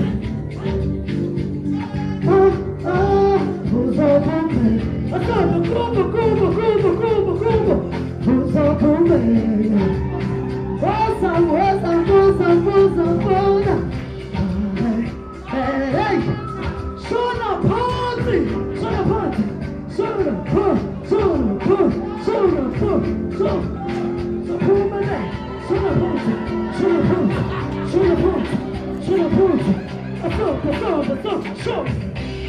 Samantha, you worked so hard. Come on. You worked so hard. You deserve to dance this day and celebrate. What's up? Can you feel it?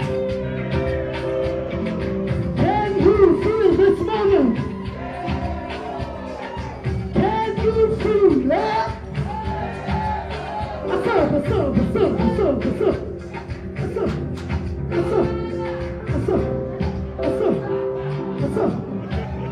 Awesome. Thank you so much. I love you all. Congratulations to each and every one of you. Congratulations. Thank you.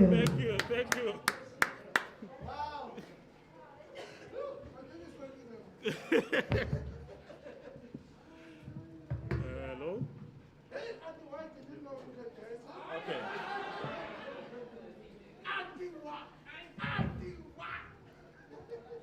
Thank you very much for that. Thank you very much.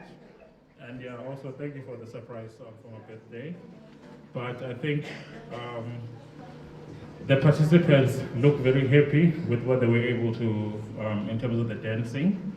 But I just want to go back to the program and continue celebrating and showcase some of the feature videos that we have, where instead of what is written on the program with regards to Owen, Zodidi, and Bulela coming through, we'll just now see their videos and they'll be able to be telling the story, and we'll just proceed with the program. Thank you.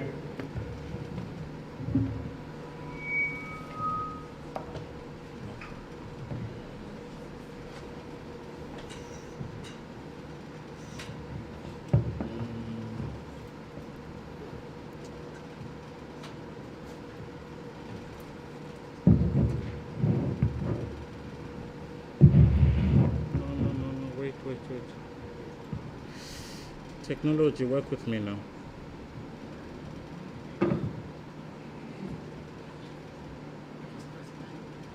Yeah.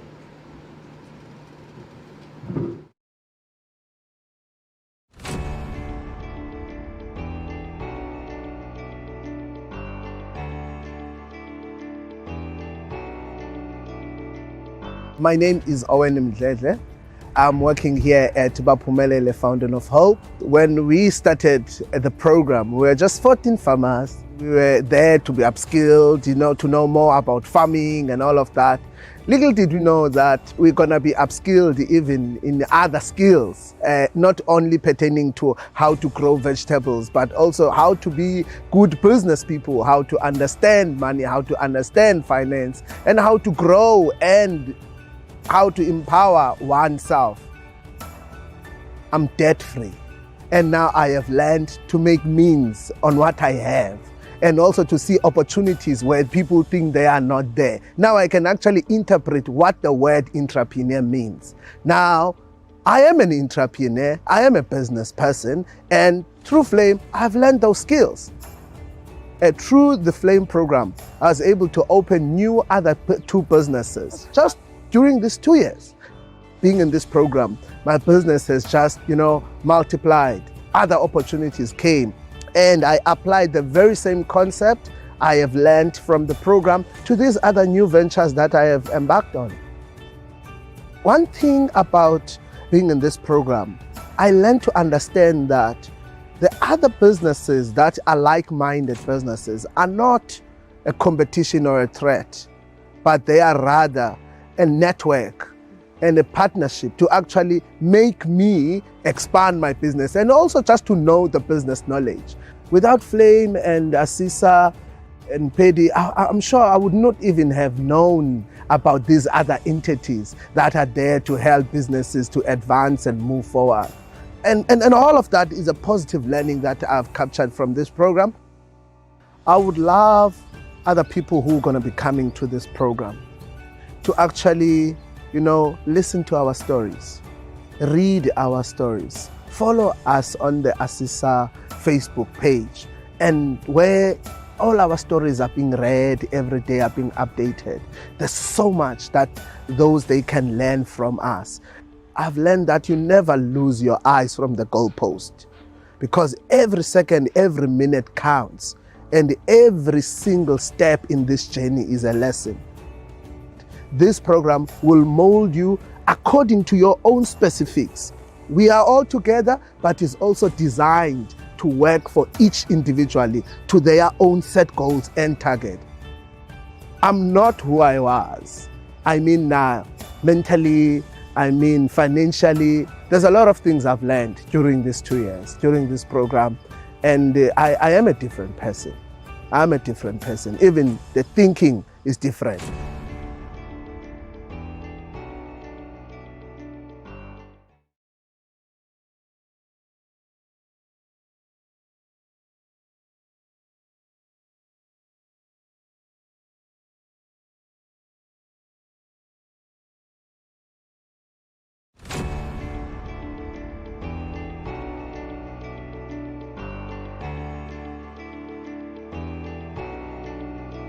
My name is Zoditi Meke from Zendala Organics and Project.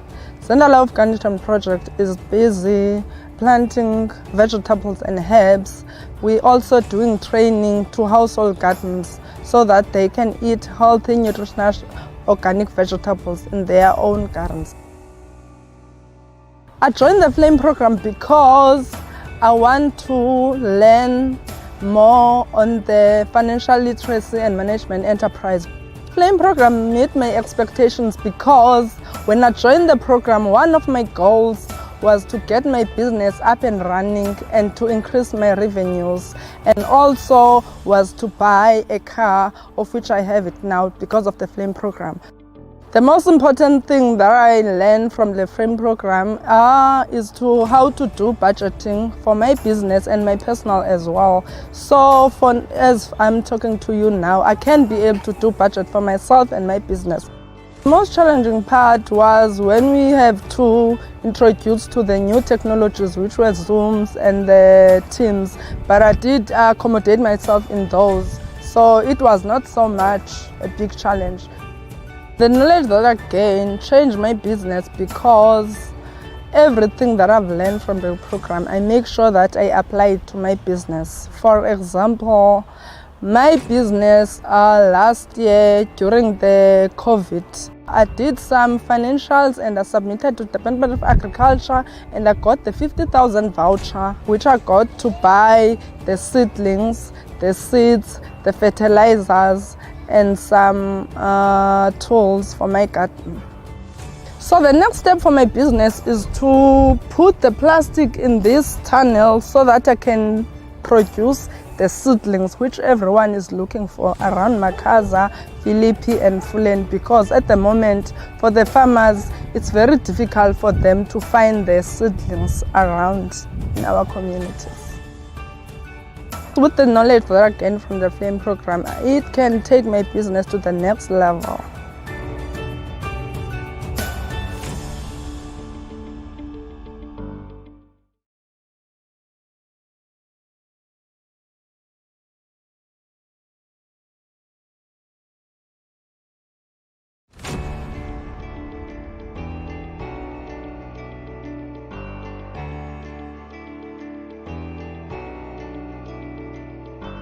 My name is Bulelwa Tonga. My business is Tonga Clothing and Trading. I joined them because I've got a business, but there is no improvement in my business. So I find out that they are training people to improve their businesses. So I think the business is the business alone. I didn't know that the business needs support from the community. The thing helped me to know how my business is doing is because I'm recording the income and expenses. It's the thing I didn't know before. That shows that I'll see this month there's improvement, last month there's no improvement. Maybe I'll try better to do better next month. If I decide to take a loan, I know how to calculate it for myself.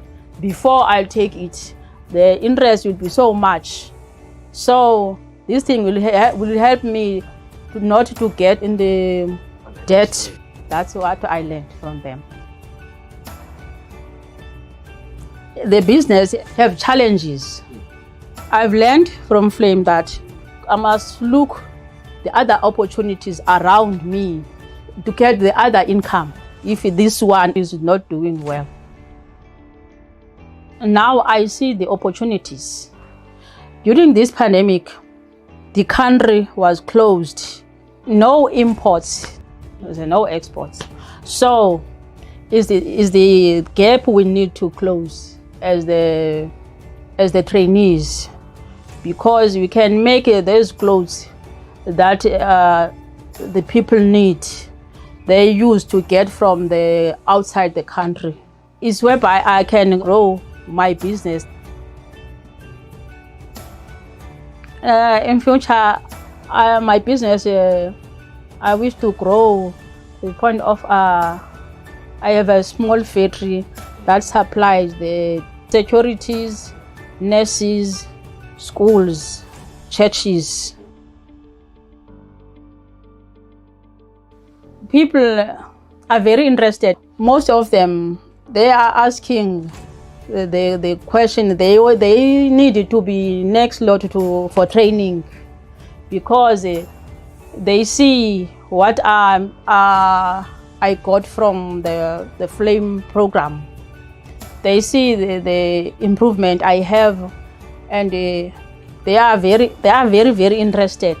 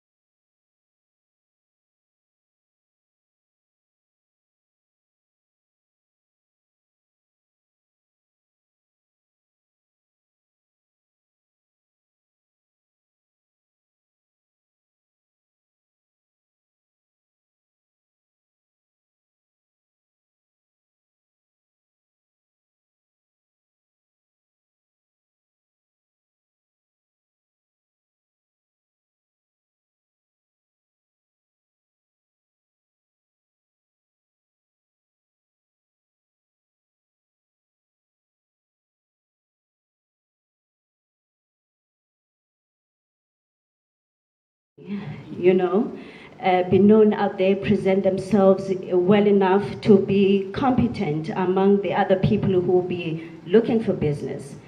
And the other criteria was allocating points for time of submissions for financial records, attending workshops and seminars in the program, actively participating in social media, and also participating by volunteering, let's say, tasks, and also just offering some assistance amongst the other participants and in the program as well. And also participating, earning high revenues in terms of per month. That is, if your revenues are increasing as we go along, we allocated you points for that. And so now coming to my most favorite part, I'll take you through, that is the criteria of the awards. I think to be able to also save time, what we will do is I'll just explain the criteria of the award and the recipient of that award so that we can actually just get going and giving out the awards. All right. The first one in terms of the special award is the one with most sales award, and most improved sales looks at the marginal growth in sales from when we started the program at baseline to the end line. And if I may have drum roll, and this one goes to Bulelwa Tonga.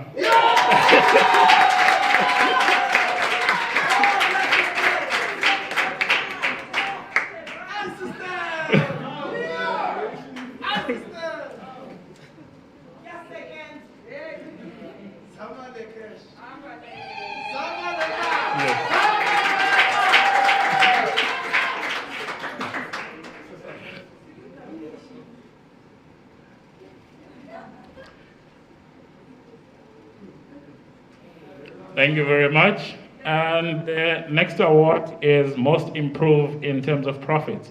So what we're looking at there is an improvement also in terms of someone who consistently improved in terms of their profits. And that is looking at from baseline until the end line at the end of the program. And the winner for that category is Owen Mdledle.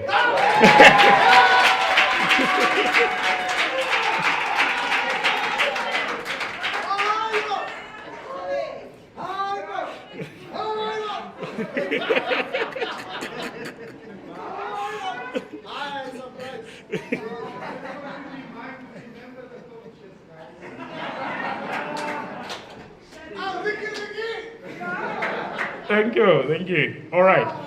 And the next award is Flame Most Jobs Supported. So we're looking at the number of jobs that person created in the program. And the winner for that is Manelisi.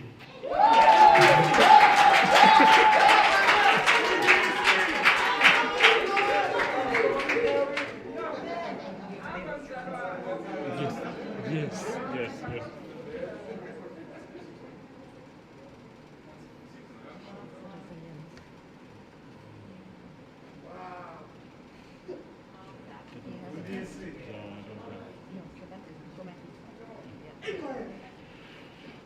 Alrighty, and the next award, we have two more to go. It's the Flame Resilience.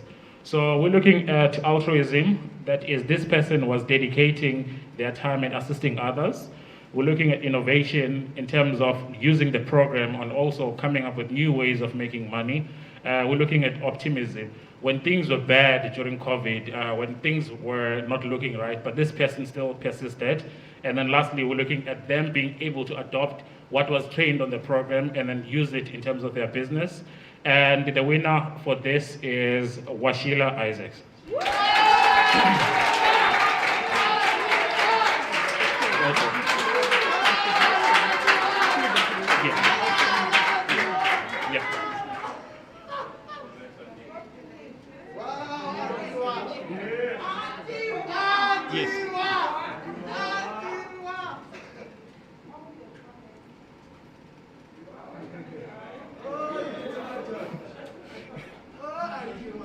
Thank you.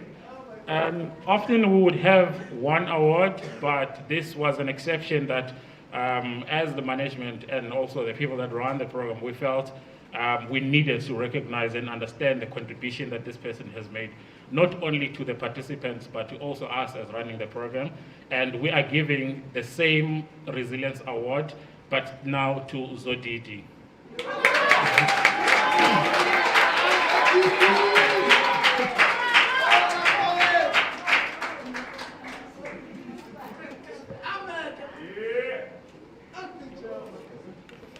People's choice.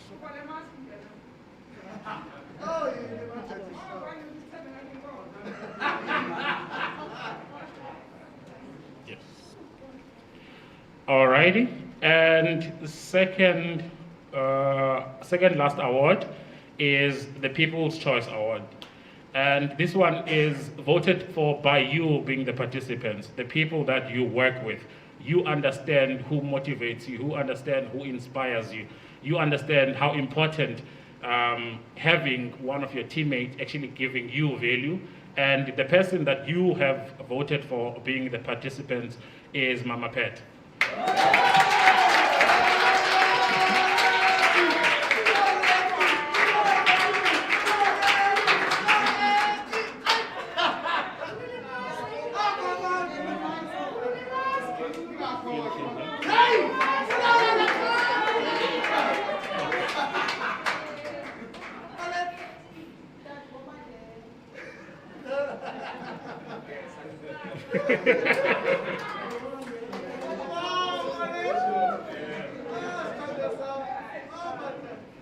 Alrighty, and then we have, actually I made a mistake in saying second last. It seems as if this award keeps coming. So we now have the Flame Best Performer.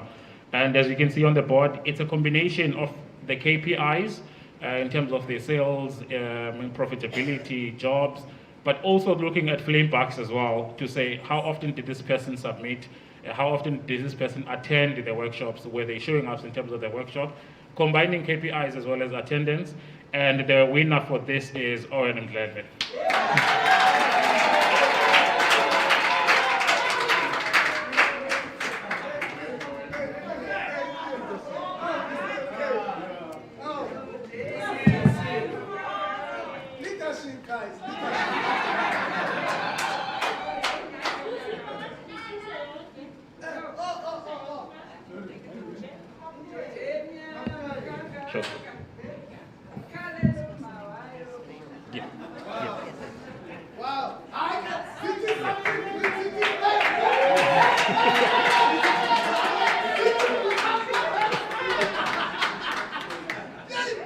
Alrighty, and the last award, I think we all are celebrating, and it being the last award is the most important in terms of Flame, with regards to what we feel this person was able to achieve in terms of what the Flame program plans to leave as an impact, as well as what this person showcases in terms of their qualities as they embody what the Flame program is about. And so this person would have been, I think, was this Ntombi, when you were requesting documents from them, they would be able to provide. When they were attending workshops, they'd be able to be there. In terms of training, they'll be able to understand and actually articulate what they were taught into their businesses. And the winner of this award, with a round of applause from everyone, is going to be Will Winner.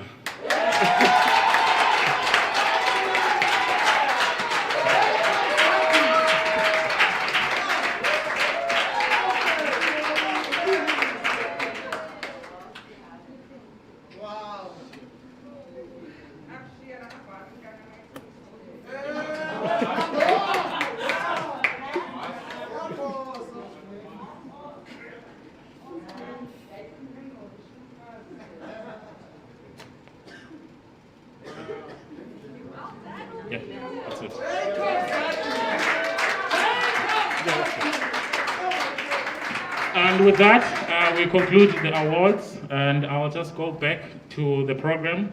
But before that, I would like to say thank you guys for not only participating on the program, but also not giving up on yourselves. I know it has been echoed by the other speakers that were here, the difficulty that we all had to endure, but I cannot then imagine how an entrepreneur would have to endure all of that. So with that said, congratulations. We do not take this lightly as the people that run the program, and nor should you take it lightly in terms of what you were able to achieve here on today. But with that said, what I will do, I will call up on the people that have also made this possible, the program possible, for them to be able to give a word and also encourage you guys in terms of what they are trying to do in your province in terms of assisting your entrepreneurs. Dion, if you may come through. Thank you, guys.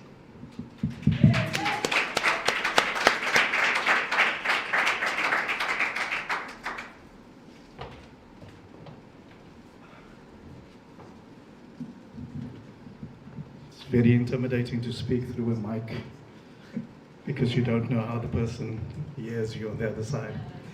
Good afternoon, everybody.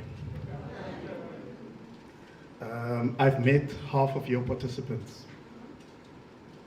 The achievement today is from a departmental side, one of those that we look at fondly, because we want to hear things like increased turnover. We want to hear things like created more jobs, okay? Because for all of the businesses that we support, we want to go into partnerships with programs that has that as an outcome, but also that as an achievement. And therefore, before we started with this program, we go through a rigorous process of interrogation, had 104 applications that we had to go through, and this was one of the programs that was chosen based on the fact, firstly, that they make a contribution, so we're not the only ones involved in the investment in you, but we part and parcel of your achievement via our investment, and the return for that investment is your success today. And I think that is something that needs to be celebrated in its own right. You don't have an award for that one, but it's all right. But this is also a unique program, unique in one sense, which you guys wouldn't realize. My predecessor, Mr. Peter John Peters, was involved in this program. He's left and started his own business, and he's starting to do well himself. But what's important is, when I arrived, there was 14 people. Today, there's 14 people. That doesn't happen on many programs. Therefore, it's not just you being selected, being special on this program, but it's a mere fact that you've actually went the journey. Because for many of us, we want to help businesses, and we want to help businesses succeed. I did a very crazy thing on Heritage Day. I went to one of the businesses I helped in 2017. And my family asked me, why in heaven's name do you want to take us to Darling? And I said, the only reason I want to go there is we helped a company called Darling Sweets. And I've heard good things about them. I saw them on TV. So I thought, wow, what an achievement. And I wanted to go and see. And when I went there, they actually opened up their own restaurant. They started making sweets. We helped them to be sort of convert their business to a business that can export these sweets. So they're selling it overseas, packaged in Darling. Now, if you know where Darling is, there's flowers, there's roads, and that's about it, okay? It's nothing much, but they're able to make a business work there. I went to go visit, and I met some of the most dynamic people all the way from Kensington that landed up in Greenpoint, and I was wondering, where's this Greenpoint? And I realized it's in Khayelitsha. And when we drove the road, me and Fikile, we most probably swam a few rivers through to get there, and I thought I was in the Eastern Cape. But when we looked at the produce and the commitment of the person, that sort of lit up the whole situation.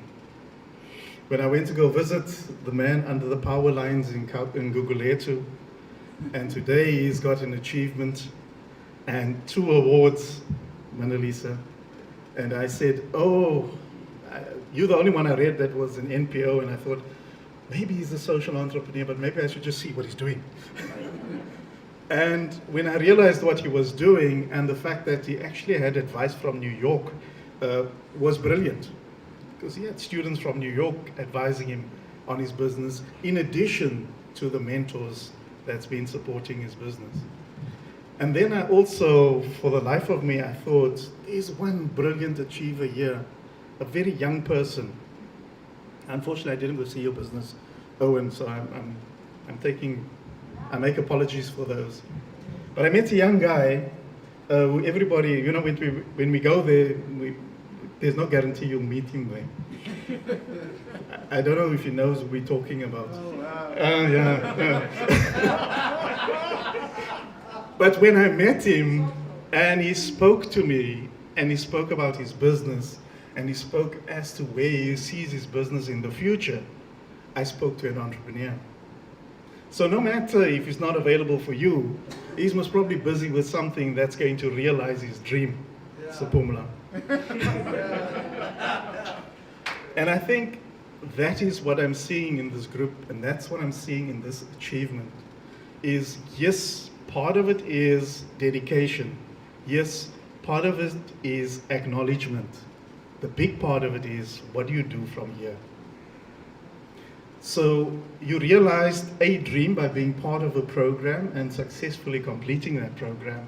But the program is just preparing you for what really lies ahead. And therefore, you must probably realize, and you used the words up front, you said that we know there's people out there that can help us now. But we also know that there's us who can help each other. So it's also important to make those networks, because it's networks. Now, if you go across the road to Stellenbosch, you know, the networks there, we know comes from 100 years ago. We're only networks starting today. So we need to start somewhere, and the somewhere is who we know around the table who's been successful.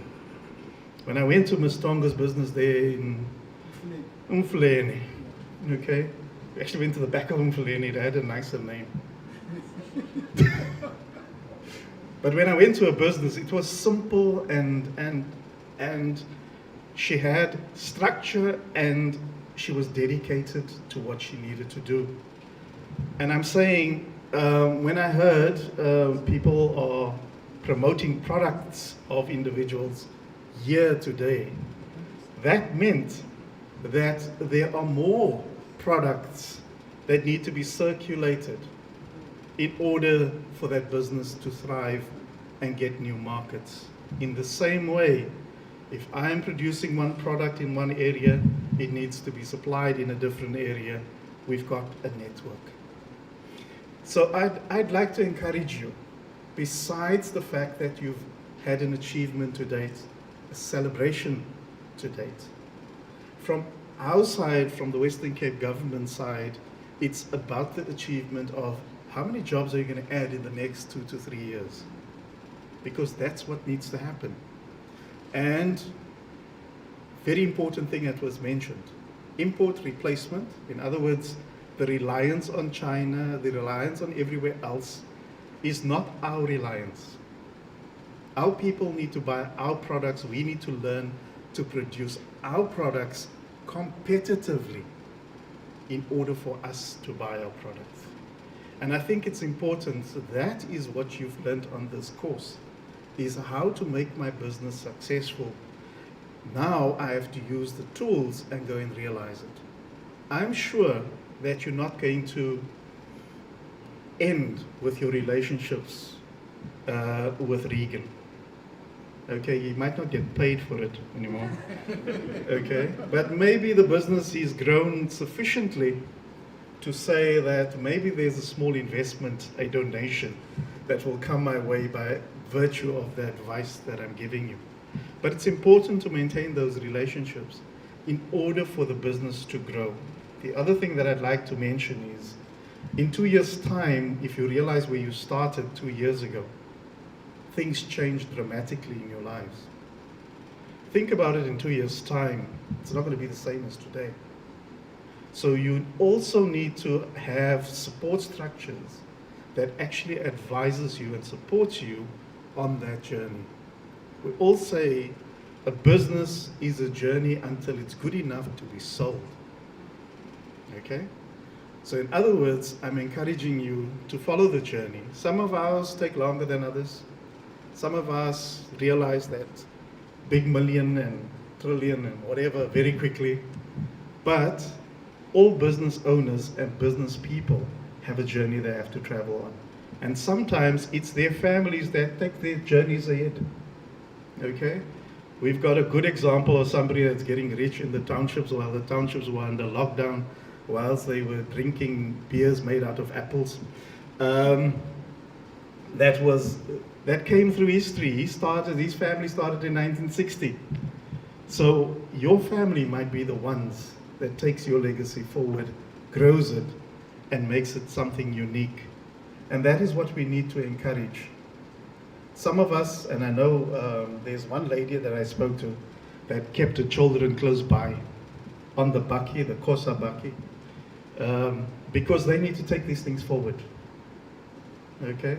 So Auntie Pat's children was trained just as much as she was trained into this whole concept of taking a business forward. And I think that is what we have to aspire to, is yes, we need to open up that farm in the Eastern Cape, like Supumla is also going to do, and I hear Lerato is going back. But we also need to realize that this is a journey that goes and creates income and creates wealth over time that will make you independent,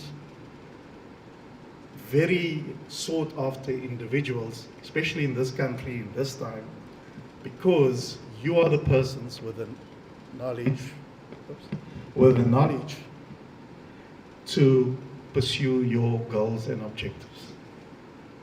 And with that, I'd like to say thank you for the opportunity to have us speak, but also thank you for your achievement today.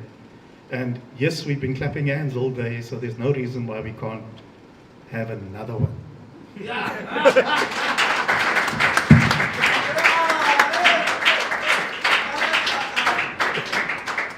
Thank you very much. Thank you. I'm glad we've recovered on time, and now I'll just like to call on Mr. Isaacs to come through and also give an input in terms of what he was able to see here today. And so we put him towards the end so that he can experience myself and Isaac. We're from Joburg, so we don't know you guys. So now that we are here, we got to celebrate and get to experiment and get to see your achievements. And so we'll just hear from Mr. Isaacs. Thank you.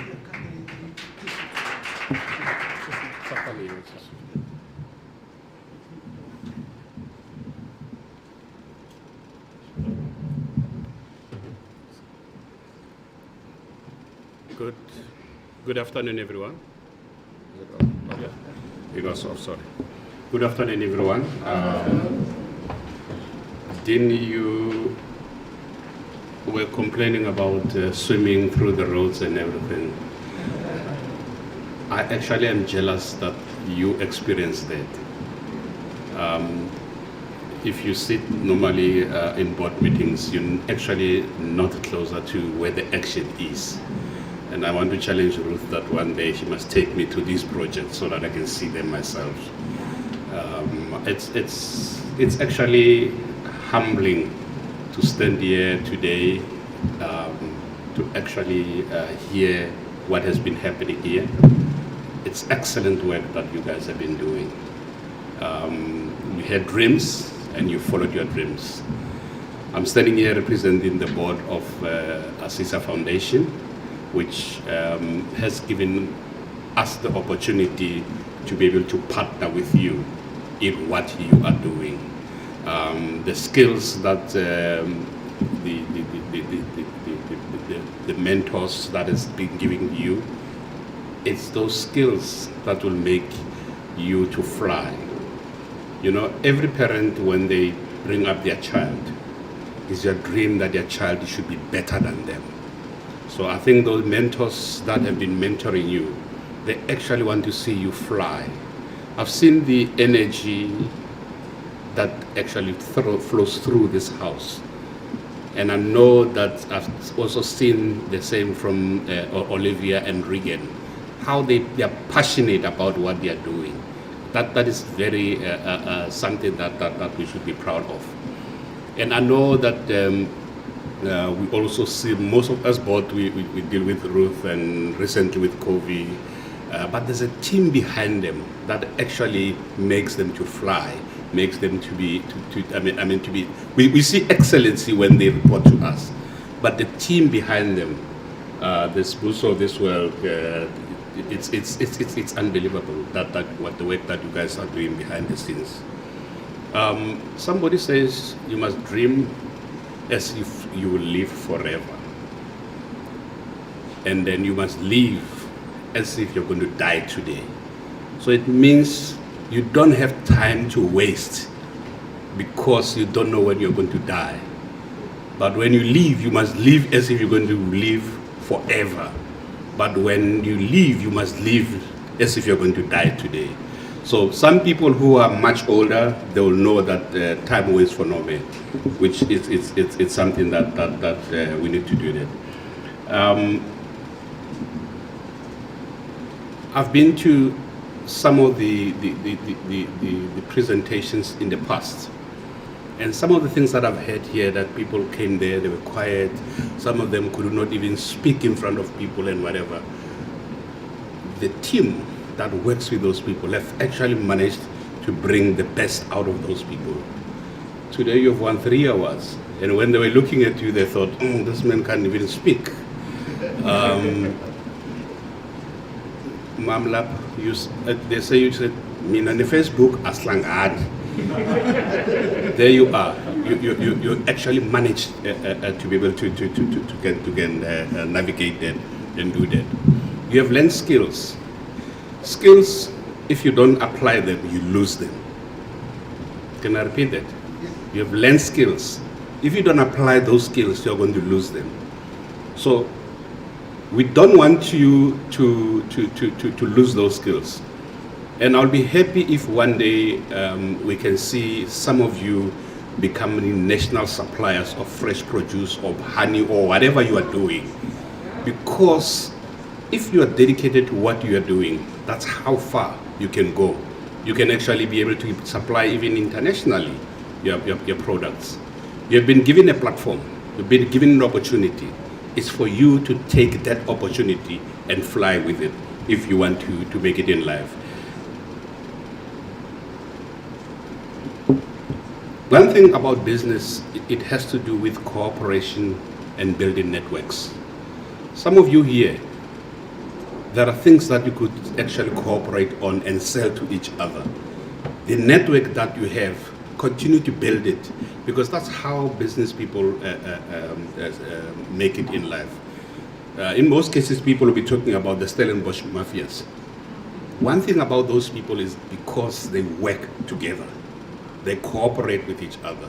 You know, in the past, the agricultural sector used to have the co-ops, where all the produce used to come to one place. And it was owned by those farmers. And you can still also reach those levels of doing those things. We've got big corporations that are still available even today. So from me, on behalf of the board, I just want to congratulate you for the work well done. And also for being who you are. That defines the business that you have. And then there's much that you can achieve if you actually put more effort in it. In some cases, people think that business is easy. It's not easy. I think through COVID, it has taught you that actually you need to be more resilient in your business if you want to be a success. Let me finish by just giving one quote by Henry Miller. He says, one's destination is never a place, but always a new way of seeing things. So don't stop to see things differently, because if you remain in one place, you'll stagnate and you will die. God bless you.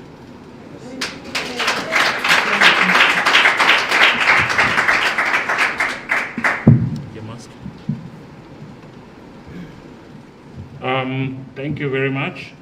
And I think without wasting much time, I'll call on Kovi, which I think you guys would have dealt with more than you have dealt with me, having started the project with her, to give us a vote of thanks and also just share the same sentiments that are being shared today. Kovi? Thanks.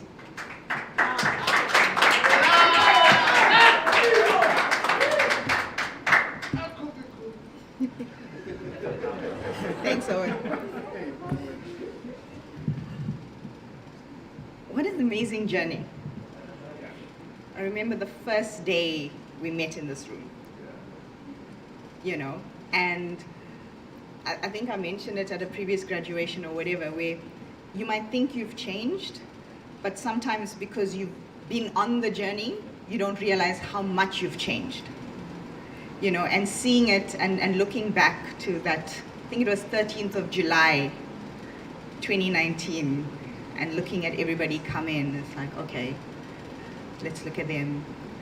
Bulelwa wasn't able to stand up and speak, you know. Well done. Well done.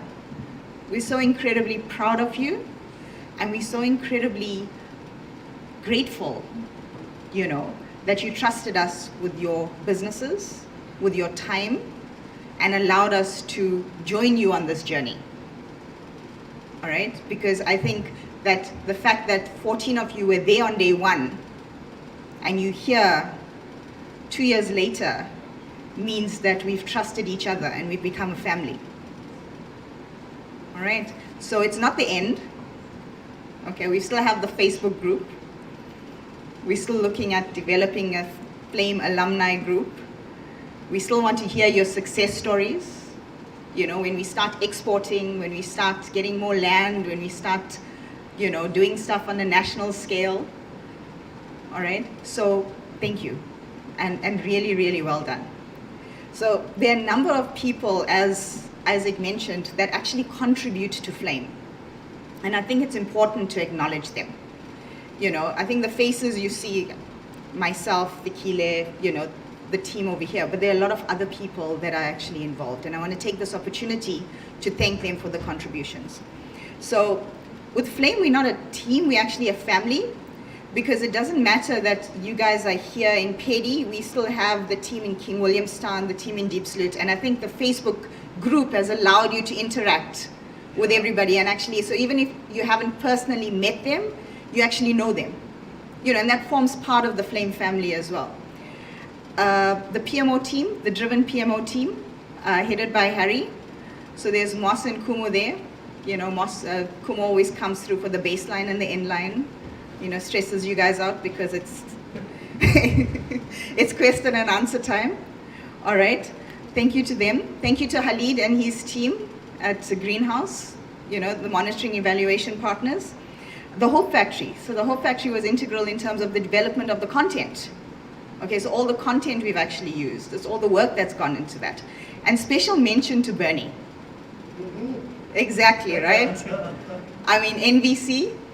I mean, the support, the help that she provided, and the fact that every single one of you that did the NVC were deemed to be competent, you know, that's amazing support that she actually provided on that.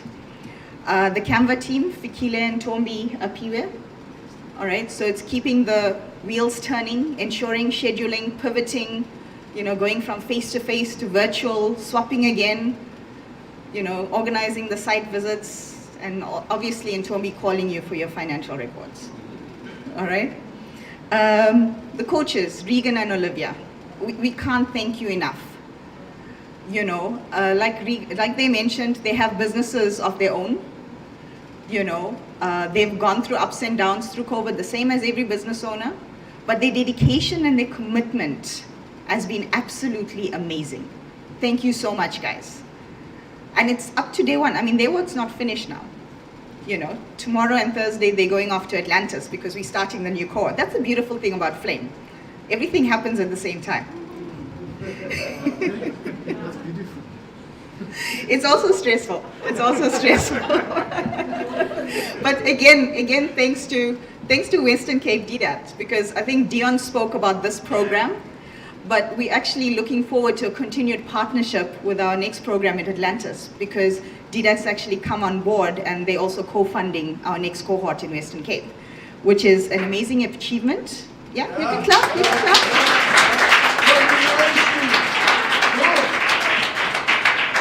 It's an amazing achievement for the foundation, but it's also a testament to the success that you guys have embodied in the program.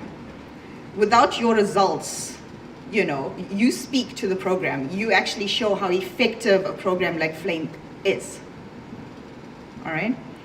A special thank you to also the rest of the CISA funders. So the CISA Foundation utilizes combined funding from the finance industry, from different partners that actually support the foundation and they support our program. All right, so they don't necessarily support specifically Flame, but from the pooled funding, we actually are able to run our programs. And that is very important. Without that funding, we wouldn't be here. You know, so a special acknowledgement goes out to them. I want to thank Ruth and Isaac. Thank you for your leadership of the foundation. Thank you for allowing us to actually expand on across the programs. You know, thank you for believing in Flame and actually seeing the potential and seeing the need for programs such as Flame. And we're actively looking at expanding and looking and seeing how we can actually help more SMMEs. Thank you to the PEDI team for actually supporting these businesses. We're looking forward to the continued relationship. And Paul, from the conversation we had, there's a lot more potential in terms of future endeavors for our entrepreneurs. So we're looking forward to actually interacting on that as well. Because like I said, this isn't goodbye. All right. I'd also like to thank everybody that's actually joined us virtually. Thank you for making that commitment. Thank you for sharing in this journey, sharing in the celebrations, and we hope you've actually enjoyed it. Thank you for the comments that you've posted. But most importantly, I want to thank you guys, the 14 of you. All right, and like I said, thank you for trusting us enough to help you to navigate through your journey and believing in the program and seeing the value in the program and promoting the program, because I know every single one of you have promoted the results of the program. So thank you very much.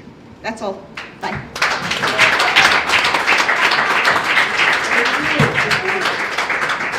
Thank you. Yeah, it's a bit emotional. I don't know about the guys that have spent more time with you. I mean, I've only been here for 5 months. And, oh, actually, you can see my face. Yes. With that said, but thank you guys. That brings us to the end of the program. But like Kuvi had said, this is not the end. And what you were able to achieve is what we will continue to echo, not only as the program, but also wherever we meet other people in terms of the difficulties. Because to Figile's point, your region was the first to get hit by COVID. So everything that we learned in terms of applying, in terms of virtual training, was tested with you guys being the first cohort. And then we took those lessons and applied in the different regions. So today definitely does feel like a bittersweet moment, but it's not the end, it's only the beginning for you guys. And so I say with that, thank you very much for giving me an opportunity to actually experience and come about and actually hear your stories and also understand the impact that the program has made on you guys. And so what will happen right now is we will start with the pictures. I think what we'll try and organize is to get group pictures with the participants and I think Ruth, as well as Dion and Isaac, yes. And what will happen is those pictures will be taken there, but after the pictures, we'll then be able to go to the back where we'll have set up in terms of the purchases. And I know certain people have got their money ready for them to be able to buy some of the items. And hopefully, I've seen a few items that I'm going to take already. I think, Owen, you better not take my glasses away. I already saw those and I like them, so I'm going to be able to get that one item myself. But with that said, thank you very much and congratulations. This is a big moment for you all. We can get going with the picture. I just wanted to say, if I don't have cash, you can give your business account, right? Just make sure